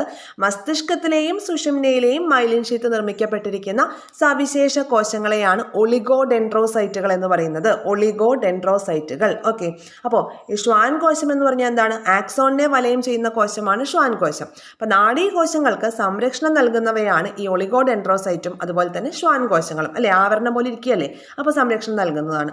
ഒരു ഒളിഗോഡെൻഡ്രോസൈറ്റ് ഒരേ സമയം പല ആക്സോണുകളെ പൊതിഞ്ഞോ ഒരു ആക്സോണിന്റെ തന്നെ വിവിധ ഭാഗങ്ങളെ പലതവണ പൊതിഞ്ഞോ മൈലിൻ ഷീത്ത് നിർമ്മിക്കുന്നുണ്ട്. മനസ്സിലായോ പറഞ്ഞ കാര്യം? ഒരേ സമയം പല ആക്സോണുകളെ പൊതിഞ്ഞോ ഒരു ആക്സോണിന്റെ തന്നെ വിവിധ ഭാഗങ്ങളെ പലതവണ പൊതിഞ്ഞോ മൈലിൻ ഷീത്ത് നിർമ്മിക്കുന്ന കോശങ്ങളാണ് എന്ത്? ഒളിഗോഡെൻഡ്രോസൈറ്റുകൾ എന്ന് പറയുന്നത്. ഒരേ സമയം പല ആക്സോണുകളെ പൊതിഞ്ഞോ ഒരു ആക്സോണിന്റെ വിവിധ ഭാഗങ്ങളെ പലതവണ പൊതിഞ്ഞോ മൈലിൻ ഷീത്ത് നിർമ്മിക്കുന്ന കോശങ്ങളാണ് ഒളിഗോഡെൻഡ്രോസൈറ്റുകൾ എന്ന് പറയുന്നത്. ഓക്കെ ആയല്ലോ? ഇനി സന്ദേശങ്ങളുടെ രൂപപ്പെടലും പ്രേഷണവും ഈ ഭാഗത്ത് എന്തൊക്കെയാണ് പറയുന്നതെന്ന് നോക്കാം. നാഡീവ്യവസ്ഥ നിയന്ത്രണവും ഏകോപനവും സാധ്യമാക്കുന്നത് സന്ദേശങ്ങളിലൂടെയാണ്. ഈ സന്ദേശങ്ങൾ എങ്ങനെയാണ് രൂപപ്പെടുന്നത്, ഇവ എങ്ങനെയാണ് നാഡീകോശത്തിലൂടെ സഞ്ചരിക്കുന്നത്, അതൊക്കെയാണ് നമുക്കിവിടെ ഈ ചിത്രത്തിൽ തന്നിരിക്കുന്നത്. നമുക്ക് നോക്കാം. നാഡീകോശത്തിന്റെ കോശസ്തരത്തിന് പുറത്ത് പോസിറ്റീവ് ചാർജും അകത്ത് നെഗറ്റീവ് ചാർജുമാണ് നിലനിൽക്കുന്നത്. കണ്ടല്ലോ, ഇതൊരു നാഡീകോശമാണ്. ഈ ബ്ലൂ കളറിൽ തന്നിരിക്കുന്ന ഭാഗം ഒരു നാഡീകോശമാണ്. ഈ നാഡീകോശത്തിന്റെ പുറത്ത് എന്ത് ചാർജാണ്? പുറത്ത് പോസിറ്റീവ് ചാർജാണ്. കണ്ടല്ലോ, പുറത്ത് പോസിറ്റീവ് ചാർജ് ആയിട്ടാണ് തന്നിരിക്കുന്നത് അല്ലേ. പുറത്ത് പോസിറ്റീവ് ആയിട്ടുള്ള ചാർജാണ്, അതിൻ്റെ ഉള്ളിലാണെങ്കിൽ നെഗറ്റീവ് ആയിട്ടുള്ള ചാർജ്. ഇത്രയും കാര്യങ്ങൾ ക്ലിയർ ആയല്ലോ? ഓക്കെ, എന്താണ്? ഒരു നാഡീകോശം തന്നിരിക്കുന്നു. നാഡീകോശത്തിന്റെ കോശസ്തരത്തിന് പുറത്ത് പോസിറ്റീവ് ചാർജും അകത്ത് നെഗറ്റീവ് ചാർജുമാണ് നിലനിൽക്കുന്നത്. ചില അയോണുകളുടെ വിന്യാസത്തിലുള്ള വ്യത്യാസമാണ് ഇതിന് കാരണം. ചില അയോണുകളുടെ വിന്യാസത്തിലുള്ള വ്യത്യാസമാണ് ഇതിന് കാരണം. ചിത്രം 1.2 എന്നുള്ളത് നിങ്ങൾക്ക് ക്ലിയർ ആയല്ലോ? എന്താണ്? ഒരു നാഡീകോശമാണ്, അതിന്റെ കോശസ്തരത്തിന് പുറത്ത് പോസിറ്റീവ് ചാർജും അകത്ത് നെഗറ്റീവ് ചാർജ് നിലനിൽക്കുന്നു. എന്തുകൊണ്ടാണ് അങ്ങനെ? ചില അയോണുകളുടെ വിന്യാസത്തിലുള്ള വ്യത്യാസം കാരണമാണ് അങ്ങനെ വന്നിരിക്കുന്നത്. ഇനി എന്താ സംഭവിക്കുന്നത്? ഉദ്ദീപിക്കപ്പെടുമ്പോൾ, ഒരു സ്റ്റിമുലസ് കിട്ടുമ്പോൾ ആ ഭാഗത്ത് അയോണുകളുടെ വിന്യാസത്തിൽ വ്യത്യാസം ഉണ്ടാകുന്നതിനാൽ കോശസ്തരത്തിന് അകത്തേക്ക് പോസിറ്റീവ് ചാർജും പുറത്തേക്ക് നെഗറ്റീവ് ചാർജുമായിട്ട് മാറുന്നു. കണ്ടല്ലോ, രണ്ടാമത്തെ ചിത്രത്തിൽ ഒരു സ്റ്റിമുലസ് കിട്ടിയിരിക്കുകയാണ്. ആ സ്റ്റിമുലസ് കിട്ടിയ സമയത്ത് അകത്തിരുന്ന നെഗറ്റീവ് ചാർജ് ഇവിടെ പുറത്തേക്കും വന്നു, പുറത്തിരുന്ന പോസിറ്റീവ് ചാർജ് അകത്തേക്കും വന്നു. മനസ്സിലായോ? ഒരു സ്റ്റിമുലസ് കിട്ടി. ആ സ്റ്റിമുലസ് കിട്ടിയ സമയത്ത് എന്ത് ചെയ്തു? അയോണുകളുടെ വിന്യാസത്തിൽ വ്യത്യാസമുണ്ടായി. കോശസ്തരത്തിന് പുറത്ത് പോസിറ്റീവ് ചാർജും അതുപോലെ കോശസ്തരത്തിനകത്ത് പോസിറ്റീവ് ചാർജും പുറത്ത് നെഗറ്റീവ് ചാർജുമായിട്ട് അത് മാറി. ഓൾറെഡി പുറത്ത് പോസിറ്റീവും അകത്ത് നെഗറ്റീവുമായിരുന്നു. സ്റ്റിമുലസ് വന്നപ്പോൾ നേരെ തിരിഞ്ഞു അല്ലെ. അതിന് എന്ത് ചെയ്തു? കോശസ്തരത്തിന് പോസിറ്റീവ് ചാർജും പുറത്ത് നെഗറ്റീവ് ചാർജുമായിട്ട് മാറി. നൈമിഷികമായി ഉണ്ടാകുന്ന ചാർജ് വ്യതിയാനം തൊട്ടടുത്ത ഭാഗത്തെ ഉത്തേജിപ്പിച്ച് സമാന രീതിയിലുള്ള ചാർജ് വ്യതിയാനം ഉണ്ടാകുന്നു. അങ്ങനെ ഈ ഒരു പ്രക്രിയ തുടരുക വഴി വൈദ്യുത പ്രവാഹമായി സന്ദേശങ്ങൾ പ്രവഹിക്കുന്നു. നാഡീകോശത്തിലൂടെ പ്രേഷണം ചെയ്യുന്ന സന്ദേശങ്ങളാണ് നാഡീയ ആവേഗങ്ങൾ. അപ്പോൾ എന്ത് സംഭവിച്ചു? ഇവിടെ ഒരു ഉദ്ദീപനം ലഭിച്ചു. ആ ഒരു ഉദ്ദീപനം ലഭിച്ച സമയത്ത് കണ്ടോ, പുറത്തുണ്ടായിരുന്ന പോസിറ്റീവ് ചാർജ് നെഗറ്റീവായി, അകത്തുണ്ടായിരുന്ന നെഗറ്റീവ് ചാർജ് എന്തായി പോസിറ്റീവുമായി. പിന്നെ അതിങ്ങനെ എന്താണ് പാസ് ചെയ്ത് പോവുകയാണ്. കണ്ടല്ലോ. അപ്പോൾ എന്താ ഇവിടെ സംഭവിക്കുന്നത്? ഇങ്ങനെ പാസ് ചെയ്ത് പോകുമ്പോൾ സന്ദേശങ്ങൾ എന്താ ചെയ്യുന്നത്? വൈദ്യുത പ്രവാഹമായിട്ട് സന്ദേശങ്ങൾ പ്രവഹിക്കുകയാണ് ചെയ്യുന്നത്. അപ്പം നാഡീകോശത്തിലൂടെ പ്രേഷണം ചെയ്യുന്ന ആ ഒരു സന്ദേശങ്ങളെയാണ് എന്ത് പറയുന്നത്? നാഡീയ ആവേഗങ്ങൾ എന്ന് പറയുന്നത്. നാഡീകോശത്തിലൂടെ പ്രേഷണം ചെയ്യപ്പെടുന്ന സന്ദേശങ്ങൾ അറിയപ്പെടുന്നത് നാഡീയ ആവേഗങ്ങൾ എന്നാണ്. ക്ലിയർ ആയല്ലോ ഇത്രയും ഭാഗം? പ്രത്യേകിച്ച് ഒന്നും ഉണ്ടായിരുന്നില്ല. ഒരു കോശസ്തരം ഉണ്ടായിരുന്നു, അതിന് പുറത്ത് പോസിറ്റീവ് ചാർജ് ആയിരുന്നു, അകത്ത് നെഗറ്റീവ് ചാർജ് ആയിരുന്നു. പെട്ടെന്ന് ഒരു ഇമ്പൾസ് വന്ന സമയത്ത് എന്തായി? പുറത്ത് നെഗറ്റീവും അകത്ത് പോസിറ്റീവും ആയി. പിന്നെ ഈ നെഗറ്റീവ് ചാർജ് എന്ത് ചെയ്തു? അതൊരു വൈദ്യുത പ്രവാഹമായിട്ട് തൊട്ടടുത്ത ആ ഒരു ന്യൂറോണിലൂടെയൊക്കെ പാസ് ചെയ്ത് പോയി. അപ്പോൾ അതെന്തായി മാറി? ഒരു നാഡീയ ആവേഗമായിട്ട് മാറി. നാഡീയ കോശത്തിലൂടെ പ്രേഷണം ചെയ്യപ്പെടുന്ന സന്ദേശമായിട്ട് മാറി, അല്ലെങ്കിൽ നാഡീയ ആവേഗമായിട്ട് മാറി എന്ന് നമുക്ക് പറയാം. ഇനി സിനാപ്സ് എന്താണെന്ന് നോക്കാം. സിനാപ്സ് ഗ്രാഹീ കോശങ്ങളിൽ രൂപപ്പെടുന്ന സന്ദേശങ്ങൾ മസ്തിഷ്കത്തിലെത്തുകയും മസ്തിഷ്കം അതിനെ വിശകലനം ചെയ്ത് ഉചിതമായ പ്രതികരണത്തിന് നിർദ്ദേശം നൽകുകയും ചെയ്യുന്നു. ഇത് സാധ്യമാകണമെങ്കിൽ ഒരു നാഡീകോശത്തിൽ രൂപപ്പെടുന്ന സന്ദേശങ്ങൾ മറ്റ് നാഡീകോശങ്ങളിലേക്കും ബന്ധപ്പെട്ട മറ്റു കോശങ്ങളിലേക്കും കൈമാറ്റം ചെയ്യപ്പെടേണ്ടതുണ്ട്. അല്ലേ? ഒരു കിട്ടുന്ന സ്റ്റിമുലസ് അവിടെ തന്നെ ലൊക്കേറ്റ് ചെയ്താൽ അത് സന്ദേശമായി മാറുക, അതിനുള്ള റെസ്പോൺസ് കിട്ടുക ഒന്നും ചെയ്യില്ല. അതെന്ത് ചെയ്യണം? അത് ഒരു നാഡീകോശത്തിൽ രൂപപ്പെടുന്ന സന്ദേശങ്ങൾ തൊട്ടടുത്തുള്ള കോശങ്ങളിലേക്കും അതുമായി ബന്ധപ്പെട്ടിട്ടുള്ള കോശങ്ങളിലേക്കും ഒക്കെ കൈമാറ്റം ചെയ്യപ്പെടണം. അതെങ്ങനെയാണ് സാധ്യമാവുന്നതെന്നാണ് ഇനി നമ്മൾ പഠിക്കാനായിട്ട് പോകുന്നത്. നോക്കിയേ, രണ്ട് നാഡീകോശങ്ങൾ തമ്മിലോ നാഡീകോശവും പേശീകോശവുമായോ നാഡീകോശവും ഗ്രന്ഥികോശവുമായും ബന്ധപ്പെടുന്ന ഭാഗമാണ് സിനാപ്സ്. എന്താണ് സിനാപ്സ്? രണ്ട് നാഡീകോശങ്ങൾ തമ്മിലോ നാഡീകോശവും പേശീകോശവുമായോ, ഇനി അതല്ല, നാഡീകോശവും ഗ്രന്ഥികോശവുമായോ ബന്ധപ്പെടുന്ന ഭാഗമാണ് സിനാപ്സ് എന്ന് പറയുന്നത്. ആക്സോണിൽ നിന്നും വൈദ്യുത ആവേഗങ്ങൾ സിനാപ്റ്റിക് നോബിലെത്തുമ്പോൾ ചില രാസവസ്തുക്കളെ സിനാപ്റ്റിക് വിടവിലേക്ക് സ്രവിക്കുന്നുണ്ട്. ഈ രാസവസ്തുക്കളെയാണ് നാഡീയ പ്രേഷകങ്ങൾ അല്ലെങ്കിൽ ന്യൂറോ ട്രാൻസ്മിറ്റേഴ്സ് എന്ന് അറിയപ്പെടുന്നത്. മനസ്സിലാവുന്നുണ്ടോ? Neuro transmitters. ഈ രാസവസ്തുക്കൾ ഏത് രാസവസ്തുക്കൾ? ഈ സിനാപ്സിൽ പ്രൊഡ്യൂസ് ചെയ്യുന്ന ആ ഒരു രാസവസ്തുക്കൾ സിനാപ്റ്റിക് വിടവിലേക്ക് സ്രവിക്കപ്പെടുന്നുണ്ട്. ഈ രാസവസ്തുക്കളെയാണ് ന്യൂറോ ട്രാൻസ്മിറ്റേഴ്സ് എന്നറിയപ്പെടുന്നത്. ഇവ തൊട്ടടുത്ത ഡെൻഡ്രോണിനെയോ അല്ലെങ്കിൽ കോശത്തെയോ ഒക്കെ ഉത്തേജിപ്പിച്ചിട്ട് പുതിയ വൈദ്യുത ആവേഗങ്ങൾ സൃഷ്ടിക്കപ്പെടുന്നു. മനസ്സിലാവുന്നുണ്ടോ? അങ്ങനെ സ്രവിക്കപ്പെടുന്ന ന്യൂറോ ട്രാൻസ്മിറ്റേഴ്സിന് എക്സാമ്പിൾസ് ആണ് അസറ്റൈൽ കൊളീൻ, അതുപോലെ തന്നെ ഡോപ്പമിൻ. രണ്ടും ഇമ്പോർട്ടൻ്റ് ആണ് കേട്ടോ. എന്താണ്? ന്യൂറോ ട്രാൻസ്മിറ്റേഴ്സ് ആണ്, നാഡീയ പ്രേഷകങ്ങളാണ് അസറ്റൈൽ കൊളീനും ഡോപ്പമിനും. നാഡീയ പ്രേഷകങ്ങൾക്ക് ഉദാഹരണമാണ്. ഇവ എന്താ ചെയ്യുന്നത്? ആവേഗങ്ങളുടെ വേഗത, ദിശ എന്നിവ ക്രമീകരിക്കുകയാണ് ഈ ഒരു സിനാപ്സുകളുടെ ധർമ്മം എന്ന് പറയുന്നത്. മനസ്സിലായോ? നമുക്കൊന്നുകൂടെ നോക്കാം. എന്താണ് സിനാപ്സ് എന്ന് പറഞ്ഞത്? രണ്ട് നാഡീകോശങ്ങൾ തമ്മിലോ അല്ലെങ്കിൽ നാഡീകോശവും പേശീകോശവും തമ്മിലോ, ഇനി അതല്ല നാഡീകോശവും ഗ്രന്ഥികോശവുമായിട്ടോ ബന്ധിപ്പിക്കുന്ന ഭാഗത്തെയാണ് സിനാപ്സ് എന്ന് പറയുന്നത്.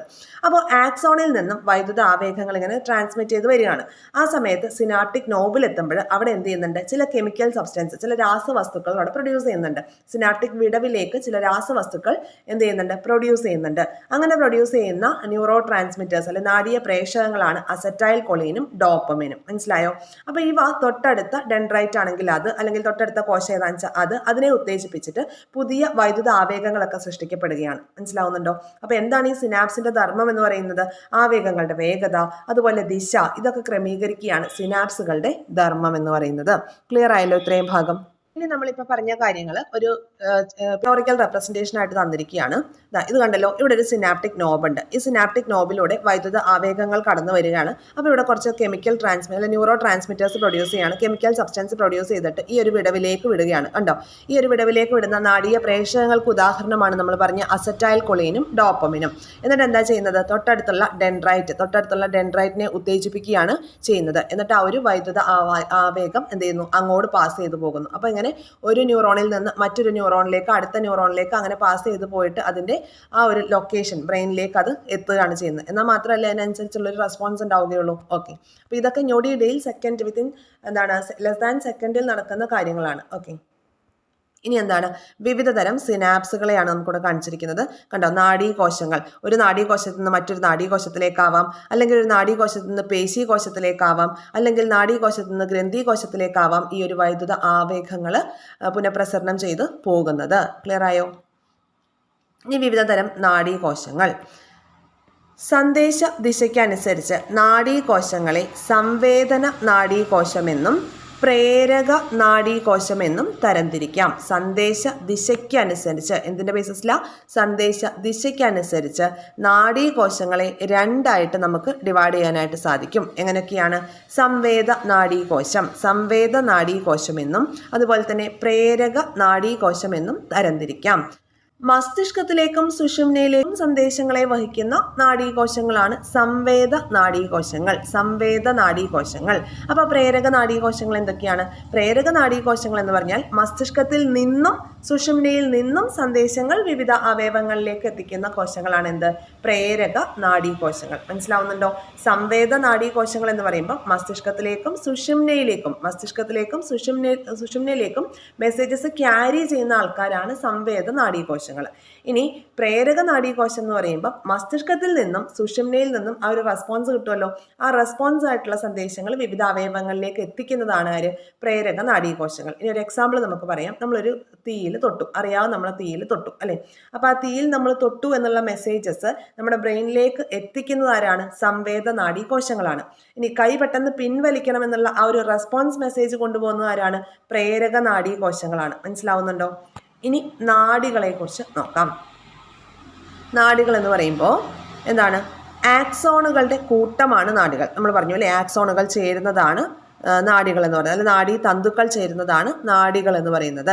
ഓക്കെ, ഇവ യോജക കലകളാൽ ആവരണം ചെയ്യപ്പെട്ടിരിക്കുന്നു. അപ്പോൾ നാഡികൾ യോജക കലകളാൽ ആവരണം ചെയ്യപ്പെട്ടിരിക്കുന്നു. ഇനി നാഡികളെ അവയുടെ ധർമ്മം അനുസരിച്ച് മൂന്നായിട്ട് നമുക്ക് ക്ലാസിഫൈ ചെയ്യാം. നാഡികളെ അവയുടെ ധർമ്മം അനുസരിച്ച് മൂന്നായി ക്ലാസിഫൈ ചെയ്യാം. ഏതൊക്കെയാണ്? ഇപ്പം നമ്മൾ പറഞ്ഞ കാര്യം തന്നെയാണ്. സംവേദ നാഡി, പ്രേരക നാഡി, സമ്മിശ്ര നാഡി.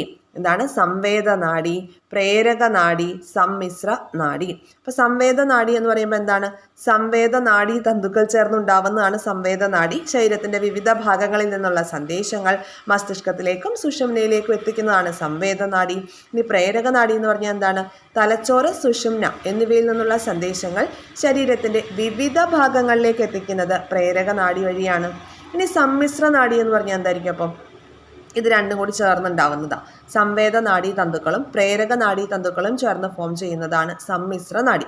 അതായത് തലച്ചോറ്, സുഷുമ്ന എന്നിവയിലേക്കും തിരിച്ചുമുള്ള സന്ദേശങ്ങളുടെ വിനിമയം സാധ്യമാക്കാൻ ഈ സമ്മിശ്ര നാഡിക്ക് പറ്റും. രണ്ട് ഡ്യൂട്ടിയും ചെയ്യാനായിട്ട് പറ്റും.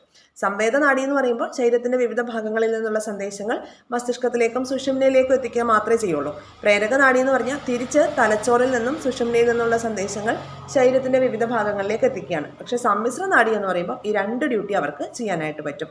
സംവേദ നാഡീ തന്തുക്കളുടെ ഡ്യൂട്ടിയും പ്രേരക നാഡീ തന്തുക്കളുടെ ഡ്യൂട്ടിയും അവർക്ക് ചെയ്യാനായിട്ട് സാധിക്കും.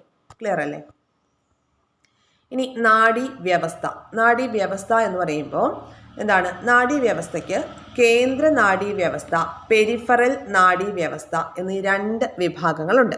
നാഡീവ്യവസ്ഥയുടെ രണ്ട് വിഭാഗങ്ങളാണ് കേന്ദ്ര നാഡീവ്യവസ്ഥയും അതുപോലെ പെരിഫറൽ നാഡീവ്യവസ്ഥയും. ക്ലിയർ ആവുന്നുണ്ടോ? അപ്പോൾ എന്താണ് കേന്ദ്ര നാഡീവ്യവസ്ഥ എന്ന് പറയുന്നത്? ഈ ഒരു ഇമേജ് വെച്ച് നമുക്ക് നോക്കാം. കേന്ദ്ര നാഡീവ്യവസ്ഥയാണ് ഈ തന്നിരിക്കുന്നത്. ഇനി പെരിഫറൽ നാഡീവ്യവസ്ഥയാണ് ഇപ്പുറത്ത് തന്നിരിക്കുന്നത്. അപ്പോൾ കേന്ദ്ര നാഡീവ്യവസ്ഥ എന്ന് പറയുമ്പോൾ മസ്തിഷ്കവും സുഷുമ്നയും ഉൾപ്പെടുന്ന ആ ഒരു നാഡീവ്യവസ്ഥയാണ് കേന്ദ്ര നാഡീവ്യവസ്ഥ. മസ്തിഷ്കവും സുഷുമ്നയും ചേരുന്നതാണ് കേന്ദ്ര നാഡീവ്യവസ്ഥ. ഇനി 12 ശിരോനാഡികളും 31 ജോഡി സുഷുമ്നാ നാഡികളും ചേരുന്നതാണ് പെരിഫറൽ നാഡീവ്യവസ്ഥ. പെരിഫറൽ നാഡീവ്യവസ്ഥ എന്ന് പറയുമ്പോൾ ശിരോനാഡികളും സുഷുമ്നാ നാഡികളും ഉൾപ്പെടുന്ന നാഡീവ്യവസ്ഥയാണ് പെരിഫറൽ നാഡീവ്യവസ്ഥ, അല്ലെങ്കിൽ പരിധീയ നാഡീവ്യവസ്ഥ എന്നുകൂടി പറയും കേട്ടോ. പരിധീയ നാഡീവ്യവസ്ഥ എന്നുകൂടി പറയും. അപ്പോൾ പരിധീയ നാഡീവ്യവസ്ഥയിൽ എന്തൊക്കെ ഉൾപ്പെടുന്നുണ്ട്? ശിരോനാഡികളും സുഷുമ്നാ നാഡികളും. ശിരോനാഡികൾ എന്ന് പറയുമ്പോൾ 12 ജോഡി ശിരോനാഡികളും 31 ജോഡി സുഷുമ്നാ നാഡികളും അടങ്ങുന്നതാണ് പരിധീയ നാഡീവ്യവസ്ഥ, അല്ലെങ്കിൽ പെരിഫറൽ നാഡീവ്യവസ്ഥ. ഇനി കേന്ദ്ര നാഡീവ്യവസ്ഥ എന്ന് പറയുമ്പോഴോ മസ്തിഷ്കവും സുഷുമ്നയും അടങ്ങുന്നതാണ് എന്ത്? കേന്ദ്ര നാഡീവ്യവസ്ഥ. മനസ്സിലായല്ലോ? നാഡീവ്യവസ്ഥയെ നമുക്ക് രണ്ടായിട്ട് ഡിവൈഡ് ചെയ്യാം. കേന്ദ്ര നാഡീവ്യവസ്ഥ അതുപോലെ പെരിഫറൽ നാഡീവ്യവസ്ഥ. കേന്ദ്ര നാഡീവ്യവസ്ഥയിൽ മസ്തിഷ്കവും സുഷുമ്നയും ഉൾപ്പെടുന്നു. ഇനി പെരിഫറൽ നാഡീവ്യവസ്ഥയിലാണെങ്കിലോ പെരിഫറൽ നാഡീവ്യവസ്ഥയിലാണെങ്കിൽ അവിടെ ശിരോനാഡികൾ 12 ജോഡി ശിരോനാഡികളും അതുപോലെ തന്നെ 31 ജോഡി സുഷുമ്നാ നാഡികളുമാണ് ഉൾപ്പെടുന്നത്. ഇനി മസ്തിഷ്കത്തിൻ്റെ ഭാഗത്തേക്ക് വരാം. ഇവിടെ നാഡീവ്യവസ്ഥയുടെ കേന്ദ്രമാണ് മസ്തിഷ്കം. നാഡീവ്യവസ്ഥയുടെ കേന്ദ്രമാണ് മസ്തിഷ്കം. ഇനി നമുക്ക് പഠിക്കാനുള്ള പോയിന്റുകൾ എന്തൊക്കെയാണെന്ന് നോക്കാം. മസ്തിഷ്കം സംരക്ഷിക്കപ്പെടുന്നത് എവിടെയാണ്? തലയോടിനുള്ളിലാണ് മസ്തിഷ്കം സംരക്ഷിക്കപ്പെടുന്നത്. മസ്തിഷ്കത്തെ പൊതിഞ്ഞ് 3 സ്തരപാളികളുള്ള മെനിഞ്ചസ് എന്നൊരു ആവരണമുണ്ട്. ഈ ഒരു ചോദ്യം PSC ഈയിടെയായിട്ട് ചോദിക്കുന്നുണ്ട്. അതായത് ഓരോ സ്തരപാളികളുടെ എണ്ണം. ഇപ്പോൾ ശ്വാസകോശത്തെ പൊതിഞ്ഞു കാണുന്ന പ്ലൂറ എന്ന ഒരു ആവരണത്തിന് എത്ര ആവരണമായിട്ടാണ്, അല്ലെങ്കിൽ എത്ര സ്തരപാളികളാണ് എന്ന് ചോദിക്കാറുണ്ട്. അതേപോലെ തന്നെ ഇത് ഓരോന്നും പഠിച്ചു വെക്കുക. കവർ ചെയ്ത് വെക്കുന്ന ഈ മെനിഞ്ചസ്, മസ്തിഷ്കത്തെ പൊതിഞ്ഞു കാണുന്ന മെനിഞ്ചസിന് എത്ര സ്തരപാളികളാണുള്ളത്? 3 സ്തരപാളികളാണ് ഉള്ളത്. മെനിഞ്ചസിൻ്റെ ആന്തരപാളികൾക്കിടയിലും മസ്തിഷ്ക അറകളിലും സെറിബ്രോസ്പൈനൽ ദ്രവം അല്ലെങ്കിൽ സെറിബ്രോസ്പൈനൽ ഫ്ലൂയിഡ് നിറഞ്ഞിരിക്കുന്നു. മെനിഞ്ചസിൻ്റെ ആന്തരപാളികൾക്കിടയിലും മസ്തിഷ്കത്തിൻ്റെ അറകളിലും കാണപ്പെടുന്ന ദ്രവം ഏതാണ്? സെറിബ്രോസ്പൈനൽ ദ്രവമാണ്. മസ്തിഷ്കത്തെ പൊതിഞ്ഞു സംരക്ഷിക്കുന്ന 3 സ്തരപാളികളുള്ള ആവരണം ഏതാണ്? മെനിഞ്ചസ് ആണ്. മസ്തിഷ്കം സംരക്ഷിക്കപ്പെടുന്നത് എവിടെയാണ്? തലയോടിനുള്ളിലാണ്. ക്ലിയർ ആയല്ലോ? നാഡീവ്യവസ്ഥയുടെ കേന്ദ്രമാണ് മസ്തിഷ്കം. ഇനി സെറിബ്രോസ്പൈനൽ ദ്രവത്തിന്റെ ധർമ്മങ്ങൾ എന്തൊക്കെയാണെന്നാണ് ഇനി നമുക്ക് നോക്കാനായിട്ട് ഉള്ളത്. രക്തത്തിൽ നിന്ന് രൂപപ്പെടുന്ന സെറിബ്രോസ്പൈനൽ ദ്രവം തിരികെ രക്തത്തിലേക്ക് ആഗിരണം ചെയ്യപ്പെടുന്നുണ്ട്. എന്താണ്, നമ്മൾ കണ്ണിൻ്റെ കാര്യം പഠിച്ചപ്പോൾ ഈ ഒരു പോയിന്റ് പഠിച്ചിട്ടുണ്ടായിരുന്നു. ആ ഒരു ക്ലാസ് കണ്ടവർക്ക് അറിയാനായിട്ട് സാധിക്കും. അപ്പോൾ ഇനി നമുക്ക് ഇന്ദ്രിയജാലങ്ങൾ എന്ന് പറയുന്ന ആ ഒരു ചാപ്റ്റർ പഠിക്കുമ്പോൾ അതൊക്കെ വരുന്നുണ്ട്. ഓക്കെ, രക്തത്തിൽ നിന്ന് രൂപപ്പെടുന്ന സെറിബ്രോസ്പൈനൽ ദ്രവം തിരികെ രക്തത്തിലേക്ക് ആഗിരണം ചെയ്യപ്പെടുന്നുണ്ട്. അതുപോലെ ഇതിൻ്റെ ഡ്യൂട്ടി, സെറിബ്രോസ്പൈനൽ ഫ്ലൂയിഡിൻ്റെ ഡ്യൂട്ടി എന്തൊക്കെയാണ്? മസ്തിഷ്ക കലകൾക്ക് പോഷക ഘടകങ്ങൾ, ഓക്സിജൻ എന്നിവ നൽകുക, മസ്തിഷ്കത്തിനുള്ളിലെ മർദ്ദം ക്രമീകരിക്കുക, മസ്തിഷ്കത്തെ ക്ഷതങ്ങളിൽ നിന്ന് സംരക്ഷിക്കുക എന്നൊക്കെയാണ് സെറിബ്രോസ്പൈനൽ ദ്രവത്തിൻ്റെ ധർമ്മങ്ങൾ. ഇമ്പോർട്ടൻ്റ് ആണ് കേട്ടോ. 3 ധർമ്മങ്ങളാണ് എടുത്ത് പഠിക്കേണ്ടത്. സെറിബ്രോസ്പൈനൽ ദ്രവത്തിൻ്റെ ധർമ്മങ്ങൾ: മസ്തിഷ്ക കലകൾക്ക് പോഷക ഘടകങ്ങളും ഓക്സിജനും നൽകുക, മസ്തിഷ്കത്തിനുള്ളിലെ മർദ്ദം ക്രമീകരിക്കുക, മസ്തിഷ്കത്തെ ക്ഷതങ്ങളിൽ നിന്ന് സംരക്ഷിക്കുക എന്നുള്ളതാണ് സെറിബ്രോസ്പൈനൽ ഫ്ലൂയിഡിൻ്റെ ധർമ്മം. എന്താണ് സെറിബ്രോസ്പൈനൽ ഫ്ലൂയിഡ് എന്ന് പറയുന്നത്? മെനിഞ്ചസിൻ്റെ ആന്തരപാളികൾക്കിടയിലും അതുപോലെ തന്നെ മസ്തിഷ്കത്തിൻ്റെ അറകളിലും കാണപ്പെടുന്ന ദ്രവമാണ് സെറിബ്രോസ്പൈനൽ ദ്രവം എന്ന് പറയുന്നത്. രക്തത്തിൽ നിന്ന് രൂപപ്പെടുന്ന സെറിബ്രോസ്പൈനൽ ഫ്ലൂയിഡ് തിരികെ രക്തത്തിലേക്ക് തന്നെ ചെയ്യപ്പെടുന്നുണ്ട്. ഓക്കെ, ജീവൽ പ്രവർത്തനങ്ങളെയെല്ലാം നിയന്ത്രിക്കുകയും ഏകോപിപ്പിക്കുകയും ചെയ്യുന്നത് മസ്തിഷ്കത്തിൻ്റെ വിവിധ ഭാഗങ്ങളാണ്. മസ്തിഷ്കത്തിൻ്റെ ഘടന വിശദീകരിക്കുന്ന ഒരു ചിത്രമാണ് നമുക്ക് തന്നിരിക്കുന്നത്. നോക്കാം. അപ്പോൾ ഏറ്റവും ആദ്യം ഇവിടെ ചിത്രം തന്നിരിക്കുന്നത് നോക്കൂ. അപ്പോൾ ഈ ഒരു ചിത്രം നോക്കുമ്പോൾ അറിയാം നമുക്ക് മസ്തിഷ്കത്തിലെ ഏറ്റവും വലിയ ഭാഗം ഏതാണ്? സെറിബ്രമാണ്. ഇത് കണ്ടല്ലോ, ഇതാണ് സെറിബ്രം. ഈ ചുളിവുകളൊക്കെ കാണപ്പെടുന്ന ഈ ഒരു ഭാഗമാണ് സെറിബ്രം എന്ന് പറയുന്നത്. ഓക്കെ, അപ്പോൾ മസ്തിഷ്കത്തിലെ ഏറ്റവും വലിയ ഭാഗമാണ് സെറിബ്രം. ധാരാളം ചുളിവുകളും മടക്കുകളും കാണപ്പെടുന്നുണ്ട്. സെറിബ്രത്തിൻ്റെ ചാരനിറമുള്ള പുറം ഭാഗത്തെ കോർട്ടെക്സ് എന്നും വെളുത്ത നിറമുള്ള ഉൾഭാഗത്തെ മെഡുല്ല എന്നുമാണ് വിളിക്കുന്നത്. അടുത്ത ഇമ്പോർട്ടൻ്റ് പോയിന്റ്, ചിന്ത, ബുദ്ധി, ഓർമ്മ, ഭാവന എന്നിവയുടെ കേന്ദ്രമാണ് സെറിബ്രം. ഇന്ദ്രിയ അനുഭവങ്ങൾ ഉളവാക്കുന്നത് സെറിബ്രമാണ്. ഐച്ഛിക ചലനങ്ങളെ നിയന്ത്രിക്കുന്നു. അതായത് ഇവിടെ നമ്മൾ ഈ പറയുന്ന മസ്തിഷ്കം എന്ന് പറയുന്ന ആ ഒരു ഭാഗത്ത്, മസ്തിഷ്കത്തിൻ്റെ പാർട്സ് നമ്മൾ പഠിക്കുന്നിടത്ത് ഈ പറയുന്ന പോയിന്റ്സ് എല്ലാം ഇമ്പോർട്ടൻ്റ് ആണ്. ഇവിടുന്ന് ചോദ്യങ്ങൾ വന്നിട്ടുള്ളതാണ്, ഇനിയും വരും. അപ്പോൾ സെറിബ്രവുമായി ബന്ധപ്പെട്ട് എന്താ പഠിക്കേണ്ടത്? മസ്തിഷ്കത്തിൻ്റെ ഏറ്റവും വലിയ ഭാഗമാണ് സെറിബ്രം. ധാരാളം ചുളിവുകളും മടക്കുകളും ഒക്കെ കാണപ്പെടുന്ന ഭാഗമാണ്. സെറിബ്രത്തിൻ്റെ ചാരനിറമുള്ള പുറം ഭാഗത്തെ കോർട്ടെക്സ് എന്നും വെളുത്ത നിറമുള്ള ഉൾഭാഗത്തെ മെഡുല്ല എന്നുമാണ് അറിയപ്പെടുന്നത്. ചിന്ത, ബുദ്ധി, ഓർമ്മ, ഭാവന എന്നിവയുടെ കേന്ദ്രമാണ് സെറിബ്രം. ഇന്ദ്രിയ അനുഭവങ്ങൾ ഉളവാക്കുന്നത് സെറിബ്രമാണ്. ഐച്ഛിക ചലനങ്ങളെ, വോളണ്ടറി ആക്ഷൻസിനെ നിയന്ത്രിക്കുന്നത് സെറിബ്രമാണ്. ഇനി അടുത്തത് എന്താണ്? സെറിബെല്ലം. സെറിബെല്ലം എന്ന് പറയുമ്പോൾ മസ്തിഷ്കത്തിൻ്റെ രണ്ടാമത്തെ വലിയ ഭാഗം, ഏറ്റവും വലിയ ഭാഗം എന്താണ്? സെറിബ്രമാണ്. അപ്പോൾ രണ്ടാമത്തെ വലിയ ഭാഗമാണ് സെറിബെല്ലം. അപ്പോൾ സെറിബ്രത്തിൻ്റെ തൊട്ട് താഴെയായിട്ട് 2 ദളങ്ങളായി കാണപ്പെടുന്ന ഈ ഒരു ഭാഗമാണ് എന്ത്? സെറിബെല്ലം എന്ന് പറയുന്നത്. ഇവിടെ എന്താ ഉള്ളത്? ചുളിവുകളും ചാലുകളുമാണുള്ളത്. ചുളിവുകളും ചാലുകളുമാണ് സെറിബെല്ലത്തിലുള്ളത്. ഓക്കെ, ഇനി പേശീ പ്രവർത്തനങ്ങളെ ഏകോപിപ്പിച്ച് ശരീര തുലന നില പാലിക്കുന്നത് സെറിബെല്ലമാണ്. ഓക്കെ, പേശി പ്രവർത്തനങ്ങളെ ഏകോപിച്ച് ശരീരത്തിൻ്റെ തുലന നില പാലിക്കുന്നത് സെറിബെല്ലമാണ്. മസ്തിഷ്കത്തിൻ്റെ രണ്ടാമത്തെ വലിയ ഭാഗമാണ് സെറിബെല്ലം. സെറിബ്രത്തിന് താഴെ 2 ദളങ്ങളായിട്ട് കാണപ്പെടുന്ന ഭാഗമാണ്. ചുളിവുകളും ചാലുകളുമുണ്ട്. അതുപോലെ പേശി പ്രവർത്തനങ്ങളെ ഏകോപിപ്പിച്ച് ശരീര തുലന നില പാലിക്കുന്നത് സെറിബെല്ലമാണ്. ലിറ്റിൽ ബ്രെയിൻ എന്നറിയപ്പെടുന്നത് സെറിബെല്ലമാണ്. ഓക്കെ, അപ്പോൾ ഈ മദ്യപാനികൾ ഇങ്ങനെ മദ്യപിച്ചതിന് ശേഷം ആടി നടക്കുന്നതിനുള്ള കാരണം എന്താണ്? അവരുടെ ആ ഒരു അവരുടെ സെറിബെല്ലത്തിന് അവരുടെ ശരീരത്തിൻ്റെ തുലന നില നിലനിർത്തി കൊണ്ടുപോകാനായിട്ട് സാധിക്കുന്നില്ല. അവരുടെ പേശി പ്രവർത്തനങ്ങളെ ഏകോപിപ്പിക്കാനായിട്ട് സാധിക്കാതെ വരുമ്പോഴാണ് മദ്യപാനികൾ മദ്യപിച്ചതിന് ശേഷം ആടി നടക്കുന്നത് അല്ലേ.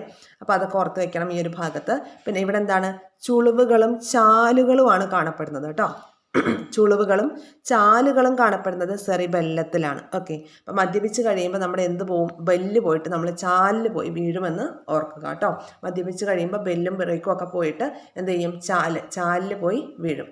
എന്താ അങ്ങനെ പറയാൻ കാരണം? ഇവിടെ കണ്ടോ, ഇവിടെ എന്താ ഉള്ളത്? ധാരാളം ചുളിവുകളും മടക്കുകളുമാണുള്ളത്.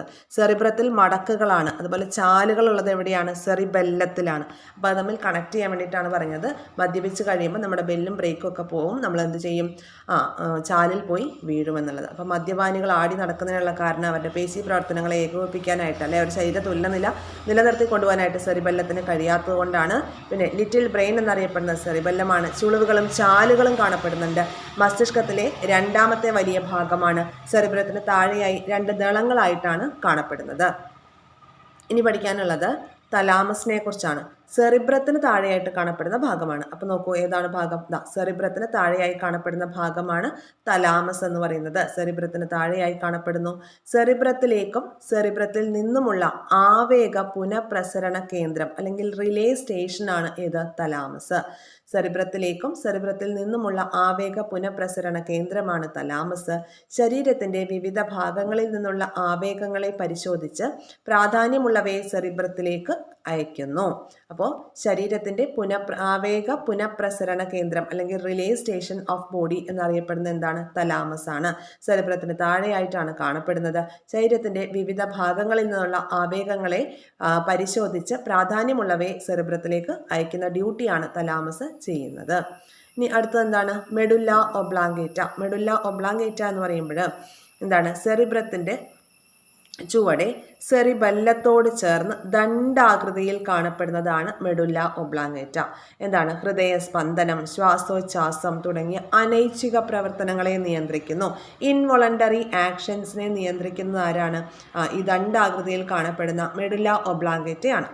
ഇനി ഹൈപ്പോതലാമസ് തലാമസിന് തൊട്ട് താഴെയായി കാണപ്പെടുന്ന ഭാഗമാണ് ഹൈപ്പോതലാമസ്. ആന്തര സമസ്ഥിതി പരിപാലനത്തിന് പ്രധാന പങ്ക് വഹിക്കുന്നു. ആന്തര സമസ്ഥിതി പരിപാലനത്തിന് പ്രധാന പങ്ക് വഹിക്കുന്ന ഹൈപ്പോതലാമസ് ആണ്. അതുപോലെ തന്നെ എന്താ നമ്മളിവിടെ പറഞ്ഞത്? പേശി പ്രവർത്തനങ്ങളെ ഏകോപിപ്പിച്ച് ശരീര തുലന നില എന്നാണെങ്കിൽ സെറിബെല്ലം. തുലന നില എന്താണ്? സെറിബെല്ലമാണ്. ശരീര തുലന നില. അതുപോലെ ഹൈപ്പോതലാമസ് ആണെങ്കിൽ ആന്തര സമസ്ഥിതിയാണ്.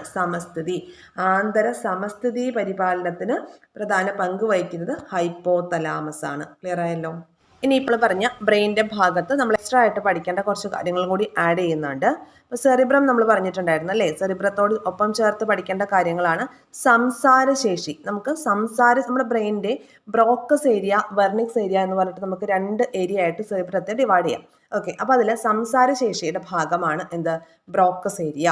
ഇനി ചിത്രങ്ങളുമായി റിലേറ്റഡ് ആയിട്ട് വരുന്ന ഏരിയ ആണ് വെർണിക്സ് ഏരിയ. അപ്പോൾ ബ്രോക്കസ് ഏരിയയും അതുപോലെ തന്നെ വെർണിക്സ് ഏരിയയും എന്തുമായി ബന്ധപ്പെട്ടിരിക്കുന്നു? സെറിബ്രത്തിൻ്റെ ഭാഗത്ത് വരുന്ന 2 എക്സ്ട്രാ പോയിന്റ്സ് ആണ് ബ്രോക്കസ് ഏരിയ അതുപോലെ വെർണിക്സ് ഏരിയ. നമ്മുടെ സംസാരശേഷിയുമായി ബന്ധപ്പെട്ട ഭാഗമാണ് ബ്രോക്കസ് ഏരിയ. അതുപോലെ തന്നെ നമ്മുടെ ഒരു ചിത്രം നമ്മുടെ മനസ്സിൽ, ഇപ്പോൾ ആന എന്ന് പറയുമ്പോൾ നമ്മുടെ മനസ്സിലൊരു ഇമേജ് വരുന്നുണ്ട്. ആ ഒരു ഇമേജ് നമ്മുടെ മനസ്സിൽ ഫോം ചെയ്യാൻ നമ്മളെ ഹെൽപ്പ് ചെയ്യുന്ന സെറിബ്രത്തിൻ്റെ ഭാഗമാണ് വെർണിക്സ് ഏരിയ. ക്ലിയർ ആയല്ലോ? ഇനി മെഡുല്ല ഒബ്ലാങ്കേറ്റയുമായി ബന്ധപ്പെട്ടിട്ട് ഇവിടെ അനൈച്ഛിക പ്രവർത്തനങ്ങളെ നിയന്ത്രിക്കുന്നത് മെഡുല്ല ഒബ്ലാങ്കേറ്റ ആണെന്ന് പറഞ്ഞു. നമുക്ക് വരുന്ന തുമ്മൽ, ഛർദി അങ്ങനെയുള്ള കാര്യങ്ങളൊക്കെ മെഡുല്ല ഒബ്ലാങ്കേറ്റയുടെ നിയന്ത്രണത്തിലാണ്. അനൈച്ഛിക പ്രവർത്തനങ്ങളെ നിയന്ത്രിക്കുന്നത് മെഡുല്ല ഒബ്ലാങ്കേറ്റയാണ്.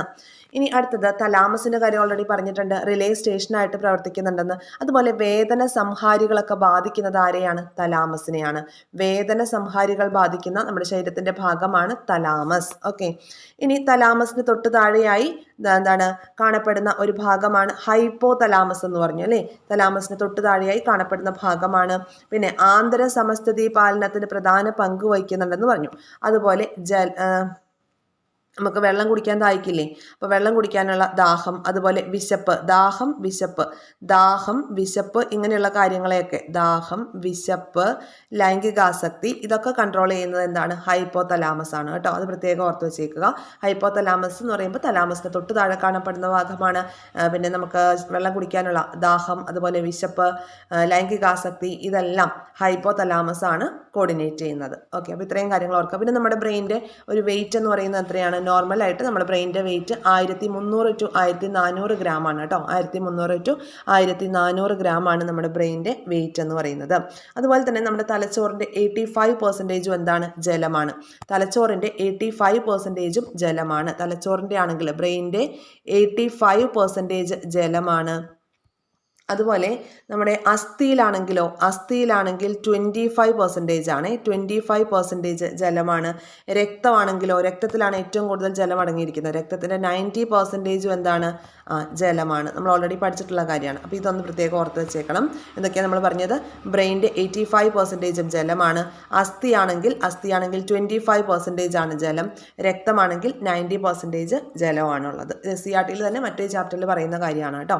ഇനി നമുക്ക് സുഷുമ്നയിലേക്ക് വരാം. സുഷുമ്നയുമായി ബന്ധപ്പെട്ട് പഠിക്കേണ്ട കാര്യം എന്ന് പറയുമ്പോൾ സുഷുമ്നയുടെ ലെങ്ത്ത് എത്രയാണ്? സുഷുമ്നയുടെ ലെങ്ത്ത് 45 സെൻറ്റിമീറ്റർ ആണ്. 45 സെൻറ്റിമീറ്റർ ആണ് നമ്മുടെ മനുഷ്യരിലെ സുഷുമ്നയുടെ ലെങ്ത്ത്. ഓക്കെ, മെഡുല്ല ഒബ്ലാങ്കേറ്റയുടെ തുടർച്ചയായിട്ടുള്ള ഭാഗമാണ് സുഷുമ്ന എന്ന് പറയുന്നത്. മെഡുല്ല ഒബ്ലാങ്കേറ്റയുടെ തുടർച്ചയായിട്ടുള്ള ഭാഗമാണ് സുഷുമ്ന.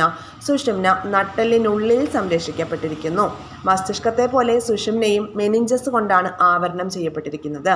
സുഷുമ്നയുടെ ഉള്ളിലെ സെൻട്രൽ കനാൽ എന്ന ചാലിലും സെറിബ്രോ സ്പൈനൽ ദ്രവമുണ്ട്. സുഷുമ്നയുടെ ബാഹ്യഭാഗത്ത് വൈറ്റ് മാറ്ററും ആന്തരഭാഗത്ത് ഗ്രേ മാറ്ററും കാണപ്പെടുന്നുണ്ട്. ക്ലിയർ ആയോ? എന്തൊക്കെ കാര്യങ്ങളാണ് നമ്മൾ പറഞ്ഞു തന്നത്? അപ്പോൾ സുഷുമ്ന എന്ന് പറയുമ്പോൾ നട്ടെല്ലിനുള്ളിലാണ് സംരക്ഷിക്കപ്പെടുന്നത്. സുഷുമ്ന നട്ടെല്ലിനുള്ളിൽ സംരക്ഷിക്കപ്പെടുന്നു. അതുപോലെ മസ്തിഷ്കത്തെ പോലെ തന്നെ സുഷുമ്നയ്ക്കും എന്തുണ്ട്? മെനിഞ്ചസ് എന്ന് പറയുന്ന ആവരണം ഉണ്ട്. ഓക്കെ, മെനിഞ്ചസ് എന്ന് പറയുന്ന ആവരണമുണ്ട്. പിന്നെ സുഷുമ്നയുടെ ഉള്ളിലെ സെൻട്രൽ കനാൽ എന്ന ചാലിലും ECSF അല്ലെ സെറിബ്രോ സ്പൈനൽ ഫ്ലൂയിഡ് ഉണ്ട്. സുഷുമ്നയുടെ ബാഹ്യഭാഗത്ത് വൈറ്റ് മാറ്റർ ആണ്. ആന്തരഭാഗത്താണ് ഗ്രേ മാറ്റർ. പ്രത്യേകം അത് ഓർത്ത് വയ്ക്കുക, മാറിപ്പോവാതെ. ഓക്കെ, സുഷുമ്നയുടെ ബാഹ്യഭാഗത്ത് വൈറ്റ് മാറ്ററും ആന്തരഭാഗത്ത് ഗ്രേ മാറ്ററുമാണ് കാണപ്പെടുന്നത്. അപ്പോൾ എന്താണ് ഗ്രേ മാറ്റർ, എന്താണ് വൈറ്റ് മാറ്റർ നമ്മൾ പറഞ്ഞിട്ടുണ്ട്. ഓക്കെ, അപ്പോൾ അറിയാലോ. ഇനി ഇവിടെ ഒരു ബോക്സിൽ തന്നിരിക്കുന്ന ഇമ്പോർട്ടൻ്റ് ആയിട്ടുള്ള ഒരു കാര്യമാണ് നട്ടെല്ലിനുള്ളിലെ സുഷുമ്ന. നമ്മൾ പറഞ്ഞു സുഷുമ്ന നട്ടെല്ലിനുള്ളിലാണ് സംരക്ഷിക്കപ്പെട്ടിരിക്കുന്നതെന്ന്. ഈ നവജാത ശിശുവിൻ്റെ സുഷുമ്ന നട്ടെല്ലിൻ്റെ താഴെ അഗ്രം വരെ നീണ്ടു കിടക്കും. എന്നാൽ മുതിർന്നവരിൽ നട്ടെല്ലിൻ്റെ മധ്യഭാഗം വരെ മാത്രമേ ഉള്ളൂ. കാരണം എന്താണെന്ന് വെച്ചാൽ നട്ടെല്ല് വളരുന്നതിനനുസരിച്ച് സുഷുമ്ന വളരുന്നില്ല എന്നുള്ളതാണ് അവിടുത്തെ പോയിന്റ്. നട്ടെല്ല് വളരുന്നുണ്ട്, പക്ഷേ സുഷുമ്ന വളരുന്നില്ല. അപ്പം നവജാത ശിശുക്കളിൽ സുഷുമ്ന നട്ടെല്ലിൻ്റെ താഴെ അഗ്രം വരെ നീണ്ടു കിടക്കുന്നുണ്ടായിരിക്കും. മുതിർന്നവരിൽ നട്ടെല്ലിൻ്റെ മധ്യഭാഗം വരെ മാത്രമേ ഈ സുഷുമ്നയ്ക്ക് നീളം ഉണ്ടാവുള്ളൂ. കാരണം നട്ടെല്ല് വളരുന്നതിനനുസരിച്ച് സുഷുമ്ന വളരുന്നില്ല എന്നുള്ളതാണ് അതിൻ്റെ കാരണം. ഇനി സുഷുമ്നയുടെ ഛേദം എടുത്ത് വെച്ചിരിക്കുകയാണ്. അതിൽ കണ്ടല്ലോ സെൻട്രൽ കനാലുണ്ട്. ഈ സെൻട്രൽ കനാലിലാണ് CSF കാണപ്പെടുന്നത്. പിന്നെ അതുപോലെ dorsal root, ventral root, grey matter, white matter. പുറം ഭാഗം വൈറ്റ് മാറ്ററും ഉൾഭാഗം ഗ്രേ മാറ്ററും ആണ്. ഓക്കെ, ക്ലിയർ ആയോ? ഈ ഒരു ചിത്രം നോക്കുക. ഇനി നോക്കൂ, സുഷുമ്നയിൽ നിന്നും 31 ജോഡി സുഷുമ്നാ നാഡികൾ പുറപ്പെടുന്നുണ്ട്. ഓരോ സുഷുമ്നാ നാഡിയും ഡോർസൽ റൂട്ട്, വെൻട്രൽ റൂട്ട് എന്നിവ ചേർന്നാണ് ഉണ്ടാകുന്നത്. സംവേദ ആവേഗങ്ങൾ ഡോർസൽ റൂട്ടിലൂടെ സുഷുമ്നയിലേക്കും പ്രേരക ആവേഗങ്ങൾ വെൻട്രൽ റൂട്ടിലൂടെ പുറത്തേക്കുമാണ് പ്രവഹിക്കുന്നത്. ഇമ്പോർട്ടൻ്റ് ആണ്. സംവേദ ആവേഗങ്ങൾ എന്ന് വെച്ചാൽ എന്താണ്? സംവേദ ആവേഗം എന്ന് പറയുമ്പോൾ തലച്ചോറിലേക്കും സുഷുമ്നയിലേക്കും ഉള്ള മെസ്സേജസ് ആണ്. അപ്പോൾ സംവേദ ആവേഗങ്ങൾ ഡോറിലൂടെയാണ് ഉള്ളിലേക്ക് വരുന്നതെന്ന് ആലോചിക്കുക. സംവേദ ആവേഗങ്ങൾ ഡോർസൽ റൂട്ടിലൂടെ സുഷുമ്നയിലേക്കും പ്രേരക ആവേഗങ്ങൾ വെൻട്രൽ റൂട്ടിലൂടെ പുറത്തേക്കുമാണ് പ്രവഹിക്കുന്നത്. ശരീരത്തിൻ്റെ വിവിധ ഭാഗങ്ങളിൽ നിന്നുള്ള ആവേഗങ്ങളെ മസ്തിഷ്കത്തിലേക്കും തിരിച്ചും പ്രേഷണം ചെയ്യുന്നതും നടത്തം, ഓട്ടം എന്നീ പ്രവർത്തനങ്ങളിലെ ആവർത്തന ചലനം ഏകോപിപ്പിക്കുന്നതും സുഷുമ്നയാണ്. എന്താ പറഞ്ഞത്?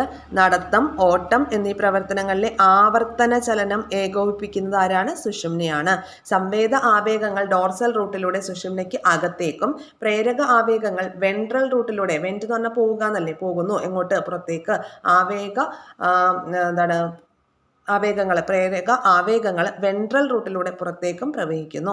പ്രേരക ആവേഗങ്ങൾ വെന്റ് ചെയ്യുന്നു, എങ്ങോട്ട്? പുറത്തേക്ക് പോവുകയാണല്ലേ. അപ്പോൾ എങ്ങോട്ടാ? വെൻട്രൽ റൂട്ടിലൂടെയാണ് പുറത്തേക്ക് പോകുന്നത്. അതുപോലെ ശരീരത്തിന്റെ വിവിധ ഭാഗങ്ങളിൽ നിന്നുള്ള ആവേഗങ്ങളെ മസ്തിഷ്കത്തിലേക്കും തിരിച്ചും പ്രേഷണം ചെയ്യുന്നതും അതുപോലെ നടത്തം, ഓട്ടം അങ്ങനെയുള്ള പ്രവർത്തനങ്ങളെ, ആവർത്തനമായിട്ടുള്ള ചലനങ്ങളെയൊക്കെ ഏകോപിപ്പിക്കുന്ന ആരാണ്? സുഷുമ്നയാണ്.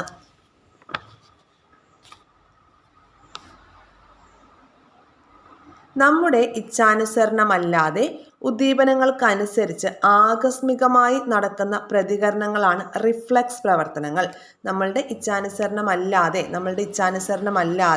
ഉദ്ദീപനങ്ങൾക്കനുസരിച്ച് സ്റ്റിമുലസിനനുസരിച്ച് ആക്സിഡൻ്റ് ആയിട്ട് നടക്കുന്ന പ്രതികരണങ്ങളാണ് റിഫ്ലക്സ് പ്രവർത്തനങ്ങൾ എന്ന് പറയുന്നത്. ഈ റിഫ്ലക്സ് പ്രവർത്തനങ്ങളുടെ പ്രതികരണങ്ങളൊന്നും ബോധപൂർവമല്ല സംഭവിക്കുന്നത് എന്ന കാര്യം ഓർക്കുക. ഇവിടെ നമുക്കൊരു എക്സാമ്പിൾ തന്നിട്ടുണ്ട്, നോക്കിയേ. നമ്മൾ ഒരു തീയിൽ തൊട്ടു. ഓക്കെ, അപ്പോൾ അവിടെ എന്താ ചെയ്തത്? ആവേഗങ്ങൾ രൂപപ്പെട്ടു അല്ലേ? ആവേഗങ്ങൾ രൂപപ്പെട്ടു. അപ്പോൾ അതുമായി ബന്ധപ്പെട്ടിട്ടുള്ള പേശിയുടെ പ്രവർത്തനങ്ങളൊക്കെ അവിടെ നടക്കുന്നുണ്ട്. ഇനി ഈ ഒരു സംവേദ നാഡി എന്താ ചെയ്യുന്നത്? നമ്മളിവിടെ തൊട്ടു, ആവേഗത്തെ തൊട്ടു എന്ന് പറയുന്ന ആ ഒരു മെസ്സേജസ് എവിടെ എത്തിക്കുന്നു? സുഷുമ്നയിൽ എത്തിക്കുകയാണ് ചെയ്യുന്നത്. കണ്ടല്ലോ, സുഷുമ്നയിലേക്ക് എത്തിക്കുന്നുണ്ട്. അപ്പോൾ സുഷുമ്നയിലേക്ക് പോകുന്ന ആ ഒരു ആരോ മാർക്ക് നിങ്ങൾ നോക്കാട്ടോ. ഈ ഒരു ആരോ മാർക്ക് നോക്കുക. ഇനി സുഷുമ്നയിലെത്തിയിട്ട് എന്താണ്? ഡോർസൽ റൂട്ടിലൂടെ ഉള്ളിലേക്ക് കയറിയിട്ട് വെൻട്രൽ റൂട്ടിലൂടെ മെസ്സേജ് പുറത്ത് വരികയാണ്. എന്താണ് മെസ്സേജ്? സുഷുമ്നയിൽ നിന്നുള്ള ആ ഒരു ബന്ധപ്പെട്ട മെസ്സേജ് ഈ പേശിയിലേക്ക് കൊണ്ടുപോകുന്നു. എന്നിട്ട് ആ പേശി എന്താ ചെയ്യുന്നത്? കൈവലിക്കുകയാണ്. കണ്ടോ, സുഷുമ്നയിൽ നിന്ന് വന്ന മെസ്സേജ് എന്താണ്? പെട്ടെന്ന് കൈവലിക്കൂ എന്ന മെസ്സേജാണ്. അപ്പോൾ എന്താ ചെയ്യുന്നത്? കൈ പെട്ടെന്ന് ഇവിടെ വലിച്ചു. അപ്പോൾ ഇതൊക്കെ എന്താണ്? റിഫ്ലക്സ് ആക്ഷന് എക്സാമ്പിൾ ആണ് എന്നാണ് പറഞ്ഞു വരുന്നത്. മനസ്സിലായല്ലോ? റിഫ്ലക്സ് ആക്ഷൻ എന്ന് പറയുമ്പോൾ ബോധപൂർവമല്ലാതെ നടക്കുന്ന കാര്യങ്ങളാണ് അവിടെ. നമ്മുടെ ഇച്ഛാനുസരണമല്ലാതെ ഉദ്ദീപനങ്ങൾക്കനുസരിച്ച് ആകസ്മികമായി നടക്കുന്ന പ്രതികരണങ്ങളെയാണ് റിഫ്ലക്സ് പ്രവർത്തനങ്ങൾ എന്ന് പറയുന്നത്. നമുക്ക് ഈ തന്നിരിക്കുന്ന ചിത്രങ്ങളുടെ ബേസിൽ ഒന്നുകൂടി ഒന്ന് നോക്കാം. ഇത് നോക്കുക. ഇവിടെ ആദ്യം എന്താ ചെയ്തത്? അറിയാതെ നമ്മൾ ആ തീയിലൊന്ന് തൊട്ടു, അവിടെ ഈ സ്റ്റിമുലസ് ഫോം ചെയ്തു അല്ലേ? അപ്പോൾ ആവേഗങ്ങൾ അവിടെ രൂപപ്പെട്ടു. ഇനി സംവേദ നാഡി ആവേഗങ്ങളെ, ഇവിടെ രൂപപ്പെട്ടിട്ടുള്ള ആവേഗങ്ങളെ എന്താ ചെയ്തത്? സുഷുമ്നയിലേക്ക് എത്തിക്കുകയാണ് ചെയ്യുന്നത്, സംവേദ നാഡി. പിന്നീട് ഈ സംവേദ നാഡിയെയും പ്രേരക നാഡിയെയും ബന്ധിപ്പിക്കുന്ന നാഡീകോശം എന്താ ചെയ്തത്? സംവേഗ ആവേഗങ്ങൾക്ക് അനുസൃതമായി വേഗത്തിലുള്ള പ്രതികരണ നിർദ്ദേശം അല്ലെങ്കിൽ റെസ്പോൺസ് ഫോം ചെയ്തു. അപ്പോൾ ഡോർസൽ റൂട്ടിലൂടെ ഉള്ളിലേക്ക് മെസ്സേജ് വന്നു, എന്താണ്? തീയിൽ തൊട്ടു. അപ്പോൾ വെൻട്രൽ റൂട്ടിലൂടെ പുറത്തേക്ക് മെസ്സേജ് പോവുകയാണ്, എന്ത്? കൈ വലിക്കണം എന്നുള്ളത്.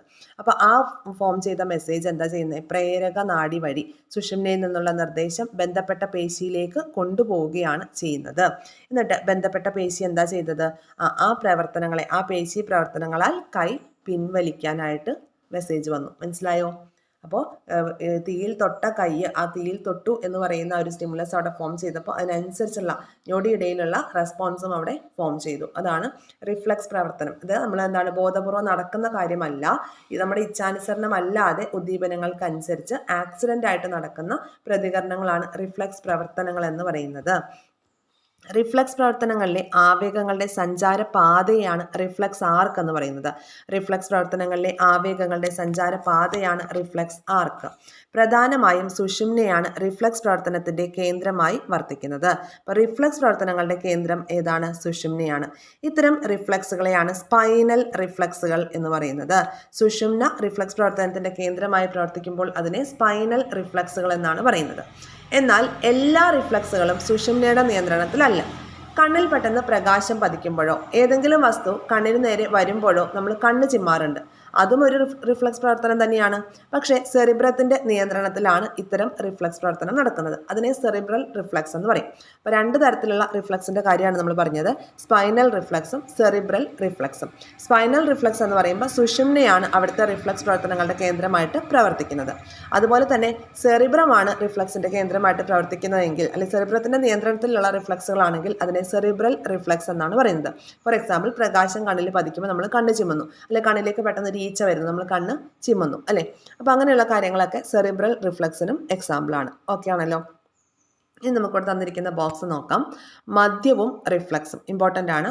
മദ്യം മസ്തിഷ്കത്തിലെ ഗാമ അമിനോ ബ്യൂട്ടറിക് ആസിഡ്, അതിനെ നമ്മൾ ഗാബ എന്ന് പറയും. ഗാമ അമിനോ ബ്യൂട്ടറിക് ആസിഡ്, ഷോർട്ടായിട്ട് ഗാബ എന്ന് പറയും. ഈ നാഡീയ പ്രേഷണത്തിൻ്റെ പ്രവർത്തനത്തെ ത്വരിതപ്പെടുത്തുന്നുണ്ട്. അപ്പം മസ്തിഷ്ക പ്രവർത്തനത്തെ മന്ദീഭവിക്കുന്ന ഒരു നാഡീയ പ്രേഷകമാണ് എന്തെന്ന് പറയുന്നത്, ഈ ഗാമ അമിനോ ബ്യൂട്ടറിക് ആസിഡ് എന്ന് പറയുന്നത് എന്താണ്, മസ്തിഷ്കത്തിൻ്റെ പ്രവർത്തനങ്ങളെ മന്ദീഭവിപ്പിക്കുന്ന ഒരു നാഡീയ പ്രേഷകമാണ്. അപ്പോൾ ഇതിൻ്റെ ഉയർന്ന അളവ് എന്ന് പറയുന്നത് റിഫ്ലക്സ് പ്രവർത്തനങ്ങളും മന്ദീഭവിക്കുന്നതിന് കാരണമാവും. അതായത് ഉചിത സമയത്ത് ഉചിതമായിട്ടുള്ള തീരുമാനങ്ങൾ കൈക്കൊള്ളാനായിട്ട് നമുക്ക് തടസ്സം വരും. അപ്പോൾ എന്താണ്, നമ്മളിങ്ങനെ മദ്യപിച്ചതിന് ശേഷം വാഹനമൊക്കെ ഓടിക്കുമ്പോൾ പെട്ടെന്നൊരു വണ്ടി ഓപ്പോസിറ്റ് വരികയാണ്, നമ്മളുടെ ആ ഒരു റിഫ്ലക്സ് പ്രവർത്തനം കുറച്ച് സമയം തെറ്റിയാണ് അവിടെ പ്രവർത്തിക്കുക. അങ്ങനെ വരുമ്പോൾ നമുക്ക് ഇമ്മീഡിയറ്റ് ആയിട്ടുള്ള റെസ്പോൺസ് എടുക്കാനായിട്ട് സാധിക്കില്ല. ഉചിതമായിട്ടുള്ള തീരുമാനങ്ങൾ ഉചിതമായ സമയത്ത് കൈക്കൊള്ളാനായിട്ട് സാധിക്കാതെ വരും. അതുകൊണ്ടാണ് പറയുന്നത് മദ്യപിച്ച് വാഹനം ഓടിക്കരുതെന്ന്. മദ്യം മസ്തിഷ്കത്തിലെ ഗാമ അമിനോ ബ്യൂട്ടറിക് ആസിഡ് എന്ന നാഡീയ പ്രേഷകത്തിന്റെ പ്രവർത്തനത്തെ ത്വരിതപ്പെടുത്തുകയും മസ്തിഷ്ക പ്രവർത്തനത്തെ മന്ദീഭവിക്കുന്ന ഈ നാഡീയ പ്രേഷകത്തിന്റെ അളവ് ഉയരുകയും റിഫ്ലക്സ് പ്രവർത്തനങ്ങൾ മന്ദീഭവിക്കപ്പെടുകയും ചെയ്യുന്നതിനാൽ ഉചിതമായ തീരുമാനങ്ങൾ ഉചിത സമയത്ത് കൈക്കൊള്ളുന്നതിന് തടസ്സം വരുന്നു. അപ്പോൾ നമ്മൾ പഠിച്ചു വെക്കേണ്ടത് ഗാബ അമിനോ ബ്യൂട്ടറിക് ആസിഡ്, അതിൻ്റെ ഫുൾ ഫോം, പിന്നെ അതുപോലെ തന്നെ അത് ഏത് രീതിയിലാണ് നമ്മുടെ റിഫ്ലക്സ് പ്രവർത്തനങ്ങളെ തകരാറിലാക്കുന്നത് എന്ന് കൂടി ഓർക്കുക. ഇനി നമുക്ക് പഠിക്കാനായിട്ടുള്ളത് സ്വതന്ത്ര നാഡീ വ്യവസ്ഥയെക്കുറിച്ചാണ്. സ്വതന്ത്ര നാഡീ വ്യവസ്ഥ എന്ന് പറയുമ്പോൾ സിമ്പതറ്റിക് വ്യവസ്ഥയും പാരാസിമ്പതറ്റിക് വ്യവസ്ഥയും ചേർന്നതാണ് സ്വതന്ത്ര നാഡീ വ്യവസ്ഥ. എന്താണ്? സിമ്പതറ്റിക് നാഡീവ്യവസ്ഥയും പാരാസിമ്പതറ്റിക് നാഡീവ്യവസ്ഥയും ചേർന്നതാണ് സ്വതന്ത്ര നാഡീവ്യവസ്ഥ. ബോധതലത്തിന് വെളിയിൽ നടക്കുന്ന പ്രവർത്തനങ്ങളെ നിയന്ത്രിക്കുന്നത് പെരിഫറൽ നാഡീവ്യവസ്ഥയുടെ ഭാഗമായിട്ടുള്ള സ്വതന്ത്ര നാഡീവ്യവസ്ഥയാണ്. ബോധതലത്തിന് വെളിയിൽ നടക്കുന്ന പ്രവർത്തനങ്ങളെ നിയന്ത്രിക്കുന്നത് പെരിഫറൽ നാഡീവ്യവസ്ഥയുടെ ഭാഗമായിട്ടുള്ള സ്വതന്ത്ര നാഡീവ്യവസ്ഥയാണ്. പെരിഫറൽ നാഡീവ്യവസ്ഥയുടെ ഭാഗമാണ് സ്വതന്ത്ര നാഡീവ്യവസ്ഥ എന്ന് പറയുന്നത്. ഈ സ്വതന്ത്ര നാഡീവ്യവസ്ഥയെ നമുക്ക് രണ്ടായിട്ട് തരംതിരിക്കാം, സിമ്പതറ്റിക് വ്യവസ്ഥയും പാരാസിമ്പതറ്റിക് വ്യവസ്ഥയും. ഓക്കെ, ഇനി അടിയന്തര സാഹചര്യങ്ങളിൽ ഈ സിമ്പതറ്റിക് വ്യവസ്ഥയും പാരാസിമ്പതറ്റിക് വ്യവസ്ഥയും പ്രവർത്തിക്കുന്നത് എങ്ങനെയാണ് എന്നുള്ളൊരു ചിത്രീകരണമാണ് നമുക്കിവിടെ തന്നിട്ടുള്ളത്. നോക്കാം. ഈ ഒരു ഇമേജ് നോക്കൂ. സിമ്പതറ്റിക് വ്യവസ്ഥ നമുക്ക് ആദ്യം പറയാം. സിമ്പതറ്റിക് വ്യവസ്ഥയുടെ കേസ് വരുമ്പോൾ കണ്ണിലെ പ്യൂപ്പിൾ വികസിക്കുന്നു. ഫോർ എക്സാമ്പിൾ, നമ്മളൊരു പാമ്പിനെ കാണുകയാണ് എന്ന് വിചാരിക്കും. ഒരു പാമ്പിനെ കാണുന്ന സമയത്ത് നമ്മളിലെ സിമ്പതറ്റിക് വ്യവസ്ഥയിൽ എന്തൊക്കെ മാറ്റങ്ങളാണ് വരുന്നതെന്ന് നോക്കാം. കണ്ണിലെ പ്യൂപ്പിൾ വികസിക്കുന്നു, ഉമിനീർ ഉൽപാദനം കുറയുന്നു, ശ്വാസനാളം വികസിക്കുന്നു, ഹൃദയമിടിപ്പ് കൂടുന്നു, ആമാശയ പ്രവർത്തനങ്ങൾ മന്ദീഭവിക്കുന്നു, ഗ്ലൈക്കോജനെ ഗ്ലൂക്കോസ് ആക്കുന്നു, കുടലിലെ പെരിസ്റ്റാൾസിസ് മന്ദീഭവിക്കുന്നു, ഹോർമോൺ ഉൽപാദനം കൂടുന്നു, മൂത്രാശയം പൂർവ്വസ്ഥിതി പ്രാപിക്കുന്നു. ഇത്രയും മാറ്റങ്ങളൊക്കെ സംഭവിക്കാം. ഓക്കെ, ഒരു പാമ്പിനെ അല്ലെങ്കിൽ നമ്മൾ പെട്ടെന്നൊരു പേടിപ്പെടുത്തുന്ന ഒരു സിറ്റുവേഷൻ, നമ്മളെ ഭയാനകരമാക്കുന്ന ഒരു സിറ്റുവേഷനിൽ നമ്മൾ പെട്ടിരിക്കുകയാണ്. ആ സമയത്ത് പെട്ടെന്ന് നമ്മുടെ ബോഡിയിൽ ഉണ്ടാകുന്ന ചേഞ്ചസ് ആണ് ഈ സിമ്പതറ്റിക് വ്യവസ്ഥയുടെ കാര്യത്തിൽ നമ്മൾ പറയുന്നത്. ഇമ്പോർട്ടൻ്റ് ആണ്. എന്താണ്? ഫസ്റ്റ് പോയിന്റ് ഒന്നുകൂടെ നോക്കാം. കണ്ണിലെ പ്യൂപ്പിൾ വികസിക്കുന്നു, ഉമിനീരിൻ്റെ ഉൽപാദനം കുറയുന്നു, ശ്വാസനാളം വികസിക്കുന്നു, അതുപോലെ ഹൃദയമിടിപ്പ് കൂടുന്നു, ആമാശയ പ്രവർത്തനങ്ങളൊക്കെ മന്ദീഭവിക്കുന്നു, ഗ്ലൈക്കോജനെ ഗ്ലൂക്കോസ് ആക്കി മാറ്റുന്നു. ഇമ്പോർട്ടൻ്റ് ആണ്, ഗ്ലൈക്കോജനെ ഗ്ലൂക്കോസ് ആക്കി മാറ്റുന്നു. അതുപോലെ തന്നെ ഹോർമോണിൻ്റെ ഉൽപാദനം കൂടുന്നു, കുടലിലെ പെരിസ്റ്റാൾസിസ് മന്ദീഭവിക്കുന്നു, മൂത്രാശയം പൂർവ്വസ്ഥിതി പ്രാപിക്കുന്നു. ഓക്കെ, ഇനി നമ്മൾ കുറച്ച് പാമ്പിനെ കണ്ടു, അല്ലെ പാമ്പിൻ്റെ ഒരു മുന്നിൽ നിന്ന് നമ്മൾ രക്ഷപ്പെട്ടു.